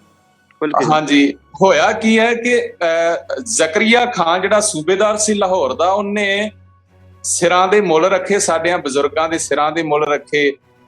10-10 ਰੁਪਈਏ, 20-20 ਰੁਪਈਏ, 50-50, 80-80 ਰੁਪਈਏ। ਮੈਂ ਇਹ ਵੀ ਕਹਿ ਦਿਆਂ ਕਿ ਜਿੰਨੇ ਅੱਜ ਦੇ 80 ਰੁਪਈਏ, ਉਸ ਵੇਲੇ ਦੇ ਜਿਹੜੇ 80 ਰੁਪਈਏ ਸੀ, ਅੱਜ ਦੇ 80 ਲੱਖ ਵਰਗੀ ਸੀ ਉਹਨਾਂ ਦੀ ਕੀਮਤ ਜੀ। ਸਾਡਿਆਂ ਬਜ਼ੁਰਗਾਂ ਨੇ ਇੰਨੀ ਕੀਮਤ ਪਵਾ ਕੇ ਵੀ ਕੇਸ ਜਿਹੜੇ ਸੀ ਉਹਨਾਂ ਨੂੰ, ਸਿੱਖੀ ਨੂੰ ਕਾਇਮ ਰੱਖਿਆ। ਤੇ ਜ਼ਕਰੀਆ ਖਾਂ ਨੇ ਸਾਰਾ ਜ਼ੋਰ ਲਾ ਰਿਹਾ, ਗਸ਼ਤੀ ਫੌਜਾਂ ਘਲਾ ਕੇ ਬਜ਼ੁਰਗ ਸਾਡੇ ਪਿੰਡਾਂ ਪਰਿਵਾਰਾਂ ਚੋਂ ਚਲੇ ਗਏ, ਵਿਛੋੜੇ ਝੱਲੇ, ਜੰਗਲਾਂ 'ਚ, ਪਹਾੜਾਂ 'ਚ, ਉਜਾੜਾਂ 'ਚ ਰਹੇ। ਤੇ ਜ਼ਕਰੀਆ ਖਾਂ ਨੇ ਬਹੁਤ ਜ਼ੋਰ ਲਾਇਆ, ਸਾਡੀ ਸਿੱਖੀ ਦਾ ਖਾਤਮਾ ਨਹੀਂ 18ਵੀਂ ਸਦੀ 'ਚੋਂ ਕਰ ਸਕਿਆ। ਪਰ ਇੱਕ ਦਿਨ ਉਹ ਕੀ ਕਰਦਾ ਹੈ ਕਿ ਆਪਣੇ ਦਰਬਾਰ ਦੇ ਵਿੱਚ ਉਹਦੇ ਦਰਬਾਰੀ ਬੈਠੇ ਨੇ ਸਿਪਾ ਸਲਾਰ, ਤੇ ਉਹ ਵਿਚਾਰ ਵਟਾਂਦਰਾ ਕਰਦਾ ਹੈ। ਕਹਿੰਦਾ ਵੀ ਦੁਕਾਨਾਂ ਇਹ ਨਹੀਂ ਕਰਦੇ, ਖੇਤੀਬਾੜੀ ਸਿੱਖ ਨਹੀਂ ਕਰਦੇ, ਵਪਾਰ ਇਹ ਨਹੀਂ ਕਰਦੇ, ਪਿੰਡਾਂ ਦੇ ਵਿੱਚ ਇਹਨਾਂ ਨੂੰ ਮੈਂ ਨਹੀਂ ਵਸਣ ਦਿੰਦਾ, ਪਰ ਫੇਰ ਵੀ ਇਹ ਜਿਉਂਦੇ ਨੇ। ਅਜੇ ਵੀ ਇਹ ਬਹੁ ਗਿਣਤੀ ਦੇ ਵਿੱਚ ਜਦੋਂ ਵੀ ਕਿਤੇ ਦੇਖਿਆ ਜਾਂਦਾ ਮੁਹਿੰਮ ਤੇ ਆ ਜਾਂਦੇ ਨੇ। ਇਹ ਕਿੱਥੋਂ, ਕੌਣ ਇਹਨਾਂ ਦੀ ਮਦਦ ਕਰਦਾ, ਕਿਵੇਂ ਇਹ ਅਜੇ ਵੀ ਜੀਵਤ ਨੇ? ਤਾਂ ਉਹਦੀ ਕਚਹਿਰੀ ਦੇ ਵਿੱਚ ਜੰਡਿਆਲਾ, ਜਿਹੜਾ ਜਿਹਨੂੰ ਜੰਡਿਆਲਾ ਗੁਰੂ ਵੀ ਕਿਹਾ ਜਾਂਦਾ ਹੈ, ਇੱਥੋਂ ਦਾ ਹਰ ਭਗਤ ਨਰਿੰਜਨੀ ਸੀ ਟਾਊਟ ਮੁਖਬਰ ਬੰਦਾ, ਗਦਾਰ ਬੰਦਾ। ਉਹਨੇ ਉਹਦੀ ਜ਼ਕਰੀਆ ਖਾਨ ਦੀ ਕਚਹਿਰੀ ਦੇ ਵਿੱਚ ਗੱਲ ਕਹੀ। ਉਹ ਕਹਿੰਦਾ ਕਿ ਸਰਕਾਰ, ਤੁਹਾਨੂੰ ਨਹੀਂ ਪਤਾ, ਲਾਹੌਰ ਦੀਆਂ ਕੰਧਾਂ ਦੇ ਨੇੜੇ ਹੀ ਪੂਲਾ ਪਿੰਡ ਹੈ ਤੇ ਜਿੱਥੋਂ ਦਾ ਤਾਰੂ ਸਿੰਘ ਨਾਮ ਦਾ ਸਿੱਖ ਹੈ, ਭਰ ਜਵਾਨੀ ਵਿੱਚ ਹੈ, ਤੇ ਉਹ ਰਹਿੰਦਾ ਤਾਂ ਆਪਣੇ ਪਿੰਡ ਹੈ, ਖੇਤੀਬਾੜੀ ਕਰਦਾ ਹੈ, ਪਰ ਉਹ ਸਿੰਘਾਂ ਦੀ ਮਦਦ ਬੜੀ ਕਰਦਾ। ਉਹਨੇ ਨਾਲ ਹੋਰ ਵੀ 4 ਜੋੜ ਕੇ ਗੱਲਾਂ ਝੂਠ ਜਿਹੜਾ ਅਸੀਂ ਆਪਦੇ ਕੋਲੋਂ ਸੁਣਾ ਦਿੱਤਾ। ਤੇ ਇਸ ਗੱਲ ਦਾ ਬੜਾ ਬੁਰਾ ਮਨਾਇਆ ਜ਼ਕਰੀਆ ਖਾਨ ਸੂਬੇਦਾਰ ਨੇ। ਉਹਨੇ ਉਸੇ ਵੇਲੇ ਜਿਹੜਾ ਮੋਮਨ ਖਾਂ ਉਹਦਾ ਫੌਜਦਾਰ ਸੀ ਉਹਨੂੰ ਭੇਜਿਆ ਕਿ ਜਾਓ ਗ੍ਰਿਫਤਾਰ ਕਰਕੇ ਲੈ ਕੇ ਆਓ ਤਾਰੂ ਸਿੰਘ ਨੂੰ ਉਹਦੇ ਪਿੰਡੋਂ। ਤੇ ਉੱਥੋਂ ਕੋਈ ਪੈਂਡਾ ਹੋਵੇਗਾ, ਆਪਾਂ ਕਹਿ ਸਕਦੇ 40-50 ਮੀਲ ਦਾ ਪੈਂਡਾ ਹੈ ਲਾਹੌਰ ਤੋਂ ਪੂਲਾ ਪਿੰਡ। ਹੁਣ ਤਾਂ ਵੰਡ ਹੋ ਗਈ ਹੈ ਦੋਨਾਂ ਦੇਸ਼ਾਂ ਦੀ, ਲਹਿੰਦਾ ਪੰਜਾਬ, ਚੜ੍ਹਦਾ ਪੰਜਾਬ। ਤੇ ਜਦੋਂ ਮੋਮਨ ਖਾਂ ਫੌਜਦਾਰ ਆ ਕੇ ਪਿੰਡ ਨੂੰ ਘੇਰਾ ਪਾਉਂਦਾ ਹੈ ਤੇ ਭਾਈ ਤਾਰੂ ਸਿੰਘ ਖੇਤੀ ਕਰ ਰਹੇ ਸਨ ਆਪਣੇ ਖੇਤਾਂ ਦੇ ਵਿੱਚ, ਤੇ ਕਿਸੇ ਨੇ ਜਾ ਕੇ, ਕਹਿੰਦੇ ਨੇ ਕਿਸੇ ਹਮਦਰਦ ਵਾਲੇ ਨੇ, ਹਮਦਰਦੀ ਕਰਦਿਆਂ ਹੋਇਆਂ ਪਿਆਰ ਰੱਖਣ ਵਾਲੇ ਸਨ ਜਿਹੜੇ ਭਾਈ ਸਾਹਿਬ ਦੇ ਨਾਲ, ਉਹਨੇ ਜਾ ਕੇ ਭਾਈ ਤਾਰੂ ਸਿੰਘ ਨੂੰ ਕਿਹਾ ਕਿ ਤੁਸੀਂ ਚਲੇ ਜਾਓ, ਤੁਹਾਨੂੰ ਗ੍ਰਿਫਤਾਰ ਕਰਨ ਵਾਸਤੇ, ਫੜਨ ਵਾਸਤੇ ਫੌਜ ਆ ਗਈ ਹੈ। ਪਰ ਭਾਈ ਸਾਹਿਬ ਬੇਖੌਫ ਸਨ, ਨਿਧੜਕ ਸਨ। ਉਹਨਾਂ ਕਿਹਾ ਮੈਂ ਨਿਰਭਉ ਨਿਰਵੈਰ ਦਾ ਪਾਠ ਪੜ੍ਹਦਾ ਹੈ, ਤੇ ਜਦੋਂ ਮੈਂ ਕੋਈ ਬੁਰਾ ਕੰਮ ਨਹੀਂ ਕਰਦਾ, ਗਲਤ ਕੰਮ ਨਹੀਂ ਕਰਦਾ, ਤੇ ਮੈਂ ਮੌਤ ਤੋਂ ਵੀ ਡਰਦਾ, ਆਪਾਂ ਡਰਦੇ ਨਹੀਂ ਹੈ, ਤੇ ਫਿਰ ਭੱਜਣ ਦੀ ਲੋੜ ਕੀ ਹੈ, ਮੈਂ ਕਿਉਂ ਸਿਰ ਮੂੰਹ ਲਗਾਵਾਂ ਆਪਣਾ। ਉਹ ਆਪਣੇ ਘਰ ਨੂੰ ਆ ਜਾਂਦੇ ਨੇ। ਹੁਣ ਮੈਂ ਇਹ ਵੀ ਦੱਸ ਦਿਆਂ ਦਰਸ਼ਕਾਂ ਨੂੰ ਕਿ ਭਾਈ ਤਾਰੂ ਸਿੰਘ ਤੇ ਜਿਹੜਾ ਦੋਸ਼ ਮੜਿਆ ਗਿਆ ਨਾ, ਹਰ ਭਗਤ ਨਰਿੰਜਨੀ ਜੰਡਿਆਲੇ ਵਾਲੇ ਟਾਊਟ ਨੇ ਇਹ ਵੀ ਕਿਹਾ ਕਿ ਭਾਈ ਤਾਰੂ ਸਿੰਘ ਸੀ ਜਿਹਨੇ ਪੱਟੀ ਸ਼ਹਿਰ ਦਾ ਜਿਹੜਾ ਮਿਰਜ਼ਾ ਇੱਜ਼ਤ ਬੇਗ, ਉਹਨੂੰ ਜਾਫਰ ਬੇਗ ਵੀ ਕਹਿੰਦੇ ਨੇ, ਉਹਦਾ ਕਤਲ ਕੀਤਾ ਹੈ। ਤੇ ਉਹ ਕਾਤਲ ਵੀ ਭਾਈ ਤਾਰੂ ਸਿੰਘ ਹੀ ਹੈ। ਹੋਇਆ ਕੀ, ਮੈਂ ਇਹ ਵੀ ਦੱਸ ਦਿਆਂ ਕਿ ਪੱਟੀ ਸ਼ਹਿਰ ਪੈਂਦਾ ਇੱਕ ਤਰਨਤਾਰਨ ਜ਼ਿਲ੍ਹੇ ਦੇ ਵਿੱਚ। ਜੀ। ਉੱਥੋਂ ਦਾ ਇੱਕ ਮੁਸਲਮਾਨ ਬਾਪ ਹੈ ਵਿਚਾਰਾ, ਤੇ ਉਹਦੀ ਜਵਾਨ ਧੀ ਹੈ, ਉਹਦਾ ਨਾਂ ਸੀ ਸਲਮਾ। ਤੇ ਉੱਥੋਂ ਦਾ ਜਿਹੜਾ ਹਾਕਮ ਸੀ ਉਹਨੇ ਉਸ ਨੂੰ ਚੁੱਕ ਲਿਆ। ਜਵਾਨ ਉਹਦੀ ਧੀ ਹੈ ਤੇ ਉਹਨੂੰ ਆਪਣੇ ਮਹੱਲਾ 'ਚ ਪਾ ਲੈਂਦਾ ਹੈ। ਤੇ ਉਹ ਰੋਂਦਾ ਹੋਇਆ ਬੜਿਆਂ ਦਰਵਾਜ਼ਿਆਂ ਤੇ ਗਿਆ, ਲਾਹੌਰ ਵੀ ਗਿਆ, ਪਰ ਕਿਤੇ ਉਹਦੀ ਸੁਣਵਾਈ ਨਹੀਂ ਹੋਈ। ਜਦੋਂ ਉਹ ਭਾਈ ਤਾਰੂ ਸਿੰਘ ਦੇ ਕੋਲ ਦੱਸ ਪੈਂਦੀ ਹੈ ਵੀ ਖਾਲਸੇ ਦੇ ਦਰ ਤੇ ਜਾ, ਜਦੋਂ ਇੱਥੇ ਆਉਂਦਾ ਹੈ ਤਾਂ ਭਾਈ ਸਾਹਿਬ ਉਹਨੂੰ ਹਮਦਰਦੀ ਦਿੰਦੇ ਨੇ, ਦਿਲਾਸਾ ਦਿੰਦੇ ਨੇ, ਤੇ ਰਾਤ ਨੂੰ ਸਿੰਘਾਂ ਨੂੰ, ਖਾਲਸੇ ਨੂੰ ਨਾਲ ਲੈ ਕੇ ਐਕਸ਼ਨ ਕਰਦੇ ਨੇ, ਤੇ ਪੱਟੀ ਦੇ ਕਿਲੇ ਦੇ ਹਮਲਾ ਕਰਕੇ ਉੱਥੋਂ ਦਾ ਜਿਹੜਾ ਉਹ ਹਾਕਮ ਸੀ ਉਹਦਾ ਕਤਲ ਕਰਦੇ ਨੇ, ਉਹਨੂੰ ਖਤਮ ਕਰਦੇ ਨੇ, ਸਿੰਘ ਮਾਰਦੇ ਨੇ। ਤੇ ਕਈ ਲੜਕੀਆਂ, ਬੱਚੀਆਂ ਜਿਹੜੀਆਂ ਸੀ ਉਹਦੇ ਪੰਜੇ ਦੇ ਵਿੱਚੋਂ, ਉਹਦੀ ਕੈਦ ਦੇ ਵਿੱਚੋਂ ਛੁਡਾਈਆਂ ਜਾਂਦੀਆਂ ਨੇ। ਹੁਣ ਇੱਕ ਇੱਥੇ ਮੈਂ ਗੱਲ ਕਹਿੰਦਾ ਹੁੰਦਾ ਹੈ ਕਿ ਵੇਖੋ, ਰਾਜ ਮੁਸਲਮਾਨਾਂ ਦਾ ਹੈ, ਤੇ ਧੀ ਵੀ ਇੱਕ ਮੁਸਲਮਾਨ ਬੱਚੀ ਹੀ ਜਿਹੜੀ ਹੈ ਉਹ ਚੁੱਕ ਕੇ, ਮੁਸਲਮਾਨ ਹੀ ਹਾਕਮ ਨੇ ਆਪਣੇ ਮਹੱਲਾ 'ਚ ਧੱਕੇ ਨਾਲ ਪਾਲੀ ਹੈ, ਪਰ ਇਨਸਾਫ ਕਿੱਥੋਂ ਮਿਲਦਾ ਹੈ? ਇੱਕ ਸਿੱਖ ਦੇ ਕੋਲੋਂ ਮਿਲਦਾ ਹੈ, ਗੁਰੂ ਗੋਬਿੰਦ ਸਿੰਘ ਦੇ ਖਾਲਸੇ ਦੇ ਕੋਲੋਂ ਇਨਸਾਫ ਮਿਲਦਾ ਹੈ। ਇਹ ਸਾਡੇ ਵਾਸਤੇ ਬੜੀ ਮਾਣ ਵਾਲੀ ਗੱਲ ਹੈ, ਬੜੀ ਫਖਰ ਵਾਲੀ ਗੱਲ ਹੈ ਕਿ ਇਨਸਾਫ ਭਾਈ ਤਾਰੂ ਸਿੰਘ ਲੈ ਕੇ ਦਿੰਦਾ। ਇਹ ਦੋਸ਼ ਵੀ ਮੜਿਆ ਗਿਆ ਭਾਈ ਤਾਰੂ ਸਿੰਘ ਤੇ, ਇੱਕ ਇਹ ਦੋਸ਼ ਮੜਿਆ ਗਿਆ, ਇਲਜ਼ਾਮ ਲੱਗਾ ਉਹਨਾਂ ਤੇ ਇੱਕ ਇਲਜ਼ਾਮ ਇਹ ਲੱਗਾ ਕਿ ਉਹ ਸਿੰਘਾਂ ਦੀ ਹੈਲਪ ਕਰਦੇ ਨੇ, ਮਦਦ ਕਰਦੇ ਨੇ। ਤੇ ਜਦੋਂ ਭਾਈ ਤਾਰੂ ਸਿੰਘ ਨੂੰ ਗ੍ਰਿਫਤਾਰ ਕਰਨ ਵਾਸਤੇ ਉਹਨਾਂ ਦੇ ਪਿੰਡ ਫੌਜ ਆਈ, ਜਿਵੇਂ ਆਪਾਂ ਗੱਲ ਕਰ ਰਹੇ ਹਾਂ, ਤੇ ਭਾਈ ਸਾਹਿਬ ਦੀ ਮਾਤਾ ਜੀ, ਉਹਨਾਂ ਦੇ ਭੈਣ ਜੀ ਤੇ ਕੁਝ ਹੋਰ ਗੁਰੂ ਪਿਆਰੇ ਘਰ ਦੇ ਵਿੱਚ ਮੌਜੂਦ ਸਨ। ਤੇ ਇਹ ਵੀ ਇਤਿਹਾਸ ਵਿੱਚ ਲਿਖਿਆ ਮਿਲਦਾ ਹੈ ਕਿ ਉਹਨਾਂ ਦੀ ਮਾਤਾ ਜੀ ਨੇ ਫੌਜ ਨੂੰ ਤੇ ਫੌਜਦਾਰ ਨੂੰ ਕਿਹਾ ਵੀ ਪਹਿਲਾਂ ਪੰਗਤ ਵਿੱਚ ਬੈਠ ਕੇ ਪ੍ਰਸ਼ਾਦਾ ਛਕੋ, ਇਹ ਗੁਰੂ ਨਾਨਕ ਦੇ ਘਰ ਤੁਸੀਂ ਆਏ ਹੋ, ਗੁਰੂ ਨਾਨਕ ਦਾ ਲੰਗਰ ਹੈ। ਹੁਣ ਇੱਥੇ ਵੀ ਹੈਰਾਨਗੀ ਪੈਦਾ ਹੁੰਦੀ ਹੈ ਸਰੋਤਾ ਜਣੋ, ਸੋਚੀਏ ਜੇ ਆਪਾਂ ਮਨਾਂ ਵਿੱਚ ਬਈ ਦਿਲ ਦੇ ਟੁਕੜੇ ਨੂੰ ਗ੍ਰਿਫਤਾਰ ਕਰਨ ਵਾਸਤੇ ਜ਼ਾਲਮ ਆਏ ਨੇ, ਮਾਂ ਨੂੰ ਪਤਾ ਵੀ ਹੈ ਸਾਰਾ ਕੁਝ, ਪਰ ਫੇਰ ਵੀ ਗੁਰੂ ਨਾਨਕ ਸਾਹਿਬ ਦੇ ਸਿਧਾਂਤਾਂ ਤੇ ਪਹਿਰਾ ਦੇ ਕੇ ਮਾਂ ਕਹਿੰਦੀ ਹੈ ਵੀ ਜਿਵੇਂ ਆਪਾਂ ਬਾਣੀ 'ਚ ਪੜ੍ਹਦੇ ਹਾਂ, ਖੱਤਰੀ ਬ੍ਰਾਹਮਣ ਛੂਦ ਵੈਸ਼ ਉਪਦੇਸ਼ ਚੌਂ ਵਰਨਾ ਕੋ ਸਾਂਝਾ, ਅਵਲ ਅੱਲਾ ਨੂਰ ਉਪਾਇਆ ਕੁਦਰਤ ਕੇ ਸਭ ਬੰਦੇ। ਤੇ ਮਾਤਾ ਜੀ ਨੇ ਫੇਰ ਕਿਹਾ ਵੀ ਪ੍ਰਸ਼ਾਦਾ ਛਕੋ ਪਹਿਲਾਂ। ਹੁਣ ਕਿੰਨੀ ਵੱਡੀ ਗੱਲ ਹੈ, ਮੈਂ ਥੋੜਾ ਜਿਹਾ ਅੱਗੇ ਤੁਰਨਾ ਚਾਹੁੰਦਾ ਹੈ। ਭਾਈ ਤਾਰੂ ਸਿੰਘ ਨੂੰ ਜਦੋਂ ਗ੍ਰਿਫਤਾਰ ਕਰ ਲਿਆ ਗਿਆ, ਉਹਨਾਂ ਦੇ ਘਰੋਂ ਫੜ ਲਿਆ ਗਿਆ, ਉਹਨਾਂ ਨੂੰ ਹੱਥ ਘੜੀਆਂ ਲਾ ਲਈਆਂ, ਲੈ ਕੇ ਜਾਣ ਲੱਗੇ ਤੇ ਪਿੰਡ ਵਾਲੇ, ਇਲਾਕੇ ਵਾਲੇ ਲੋਕ, ਇਤਿਹਾਸ ਕਹਿੰਦਾ ਹੈ ਵੀ ਅੱਗੇ ਆ ਗਏ, ਉਹਨਾਂ ਨੇ ਕਿਹਾ ਵੀ ਭਾਈ ਸਾਹਿਬ ਅਸੀਂ ਤੁਹਾਨੂੰ ਇਸ ਤਰ੍ਹਾਂ ਗ੍ਰਿਫਤਾਰ ਕਰਕੇ ਲਿਜਾ ਨਹੀਂ ਸਕਦੇ ਸਾਡੇ ਹੁੰਦਿਆਂ। ਅਸੀਂ ਉਹ ਲੜਨ ਵਾਸਤੇ ਵੀ ਤਿਆਰ ਹੋ ਗਏ ਲੋਕ, ਪੈਸੇ ਭਰਨ ਵਾਸਤੇ ਵੀ, ਗਵਾਹੀ ਭਰਨ ਵਾਸਤੇ ਜਾਂ ਹਰਜਾਨਾ ਭਰਨ ਵਾਸਤੇ ਵੀ ਤਿਆਰ ਹੋ ਗਏ ਸਨ। ਪਰ ਭਾਈ ਸਾਹਿਬ ਨੇ ਬੜੇ ਪਿਆਰ ਨਾਲ ਉਹਨਾਂ ਲੋਕਾਂ ਨੂੰ ਸਮਝਾਇਆ, ਇਲਾਕੇ ਦਿਆਂ ਨੂੰ। ਬੜਾ ਪਿਆਰ ਸੀ ਉਹਨਾਂ ਦਾ ਇਲਾਕੇ ਦੇ ਵਿੱਚ, ਬਹੁਤ ਇੱਜ਼ਤ ਮਾਣ ਸੀ, ਬੜਾ ਨੇਕ ਜੀਵਨ ਸੀ ਉਹਨਾਂ ਦਾ। ਉਹਨਾਂ ਨੇ ਲੋਕਾਂ ਨੂੰ ਸਾਰਿਆਂ ਨੂੰ ਕਿਹਾ ਕਿ ਅਸੀਂ ਨਾ ਮੌਤ ਤੋਂ ਡਰਦੇ ਹਾਂ ਤੇ ਨਾ ਅਸੀਂ ਇਸ ਹਕੂਮਤ ਦੇ ਜ਼ੁਲਮ ਦੀ ਤੇ ਇਹਨਾਂ ਦੇ ਆਪਣੇ ਇਹਨਾਂ ਜ਼ਾਲਮਾਂ ਦੀ ਤੇ ਹਕੂਮਤ ਦੀ ਜ਼ੁਲਮ ਦੀ ਪਰਵਾਹ ਕਰਦੇ ਹਾਂ। ਸਾਨੂੰ ਕੋਈ ਡਰ ਭੈ ਨਹੀਂ ਇਹਨਾਂ ਦਾ। ਤੇ ਨਾਲੇ ਤੁਸੀਂ ਮੈਨੂੰ ਕਿੰਨਾ ਕੁ ਚਿਰ ਬਚਾਓਗੇ? ਜਿਹੜੀ ਮੁਸੀਬਤ ਆਉਣੀ ਹੈ ਉਹ ਆਉਣੀ ਹੈ, ਮੌਤ ਆਉਣੀ ਹੈ ਤੇ ਆਵੇ। ਅਸੀਂ ਤਾਂ ਰੋਜ਼ ਹੀ ਮੌਤ ਨੂੰ ਚੇਤੇ ਕਰਦੇ ਹਾਂ ਬਾਣੀ ਵਿੱਚੋਂ। ਤੇ ਤੁਸੀਂ ਇਸ ਤਰ੍ਹਾਂ ਕਰੋ, ਮੈਨੂੰ ਨਹੀਂ ਤੁਸੀਂ ਬਚਾਉਣਾ ਛਡਾਉਣਾ। ਜੇ ਕਰਨਾ ਹੈ ਨਾ ਤੇ ਆਹ ਜਿਹੜਾ ਨੇਕੀ ਦਾ ਕਾਰਜ ਮੈਂ ਕਰ ਰਿਹਾ ਨਾ ਆਪਣੇ ਘਰ ਵਿੱਚ, ਲੋੜਵੰਦਾਂ ਨੂੰ ਪ੍ਰਸ਼ਾਦਾ ਛਕਾ ਰਿਹਾ ਹੈ, ਮਜ਼ਲੂਮ ਦੀ ਬਾਂਹ ਫੜ ਰਿਹਾ ਹੈ, ਰਹਿائش ਦੇ ਰਿਹਾ, ਜੋ ਮੈਂ ਗੁਰੂ ਦੇ ਪਰਉਪਕਾਰ ਕਮਾ ਰਿਹਾ, ਇਹ ਤੁਸੀਂ ਸਾਰੇ ਇਲਾਕੇ ਵਾਲੇ ਤੇ ਪਿੰਡ ਵਾਲੇ ਇਸ ਤਰ੍ਹਾਂ ਕਰਦੇ ਰਹੋ। ਤੇ ਮੈਂ ਜਾਵਾਂਗਾ ਤੇ ਹਕੂਮਤ ਦੇ ਹਰ ਮੈਂ ਸਵਾਲ ਦਾ ਜਵਾਬ ਵੀ ਦਵਾਂਗਾ ਤੇ ਇਸ ਆਈ ਹੋਈ ਮੁਸੀਬਤ ਨੂੰ ਮੈਂ ਖਿੜੇ ਮੱਥੇ ਪ੍ਰਵਾਨ ਕਰਦਾ। ਭਾਈ ਸਾਹਿਬ ਲਾਹੌਰ ਦੇ ਕਚਹਿਰੀ ਦੇ ਵਿੱਚ ਜਾ ਕੇ ਜ਼ਕਰੀਆ ਖਾਨ ਦੇ ਦਰਬਾਰ ਵਿੱਚ ਖਲੋ ਕੇ ਕਹਿੰਦੇ ਨੇ ਕਿ ਵਾਹਿਗੁਰੂ ਜੀ ਕਾ ਖਾਲਸਾ, ਵਾਹਿਗੁਰੂ ਜੀ ਕੀ ਫਤਿਹ। ਹੁਣ ਇਹਨਾਂ ਨੇ ਸਬੂਤ ਦਿੱਤਾ ਸਿੱਖੀ ਪਿਆਰ ਦਾ। ਪਤਾ ਹੈ ਵੀ ਦਰਬਾਰ ਤਾਂ ਇਹ ਹਾਕਮਾਂ ਦਾ ਹੀ ਲੱਗਾ, ਇੱਥੋਂ ਕਿਹੜਾ ਕਿਸੇ ਨੇ ਫਤਿਹ ਦਾ ਜਵਾਬ ਦੇਣਾ ਹੈ, ਪਰ ਉਹਨਾਂ ਫਤਿਹ ਗੱਜ ਕੇ ਬੁਲਾਈ ਹੈ। ਇਹ ਸਿੱਖੀ ਦਾ ਸਬੂਤ ਉਹਨਾਂ ਨੇ ਦਿੱਤਾ ਹੈ। ਤੇ ਜ਼ਕਰੀਆ ਖਾਨ ਬੁੱਢਾ ਬੰਦਾ ਹੈ, ਵੱਡੀ ਉਮਰ ਹੈ ਉਸਦੀ, ਤੇ ਇਹ ਆਸ਼ ਬੰਦਾ ਹੈ ਤੇ ਵਕਾਰੀ ਨਸ਼ੇੜੀ ਬੰਦਾ ਹੈ। ਉਹ ਹੰਕਾਰ ਤੇ ਵਕਾਰ ਦੇ ਵਿੱਚ ਗੁੱਸੇ ਵਿੱਚ ਆ ਕੇ ਕਹਿੰਦਾ ਵੀ ਤਾਰੂ ਸਿੰਘ, ਇਹ ਤੇਰੇ ਗੁਰੂ ਦਾ ਦਰਬਾਰ ਨਹੀਂ ਹੈ, ਨਾਲੇ ਤੇਰੇ ਤੇ ਦੋਸ਼ ਹੈ ਵੀ ਤੂੰ ਤਾਂ ਤੈਨੂੰ ਇੱਥੇ ਗ੍ਰਿਫਤਾਰ ਕਰਕੇ ਲਿਆਂਦਾ ਗਿਆ। ਤੇ ਭਾਈ ਸਾਹਿਬ ਨੇ, ਭਾਈ ਤਾਰੂ ਸਿੰਘ ਨੇ ਪਹਿਲਾਂ ਸਭ ਤੋਂ ਸਵਾਲ ਸੂਬੇਦਾਰ ਤੇ ਕੀਤਾ, ਕਹਿਣ ਲੱਗਾ ਵੀ ਜਦੋਂ ਮੈਂ ਨਾ ਚੋਰੀ ਕਰਦਾ ਹੈ, ਨਾ ਮੈਂ ਕੋਈ ਡਾਕਾ ਮਾਰਦਾ ਹੈ, ਨਾ ਮੈਂ ਕੋਈ ਬੁਰੇ ਕੰਮ ਕਰਦਾ ਹੈ, ਮੈਂ ਤਾਂ ਸਭ ਖੇਤੀ ਕਰਦਾ ਹੈ, ਉਹਦੇ ਵਿੱਚੋਂ ਮੈਂ ਲੋੜਵੰਦਾਂ ਦੀ ਮਦਦ ਕਰਦਾ ਹੈ, ਉਹਦੇ ਵਿੱਚੋਂ ਮੈਂ ਸਰਕਾਰ ਨੂੰ ਹਾਲਾ ਟੈਕਸ ਵੀ ਭਰਦਾ ਹੈ, ਤੇ ਫਿਰ ਤੁਸੀਂ ਦੱਸੋ ਮੈਨੂੰ ਕਿਸ ਗੁਨਾਹ ਵਿੱਚ ਗ੍ਰਿਫਤਾਰ ਕੀਤਾ ਹੈ?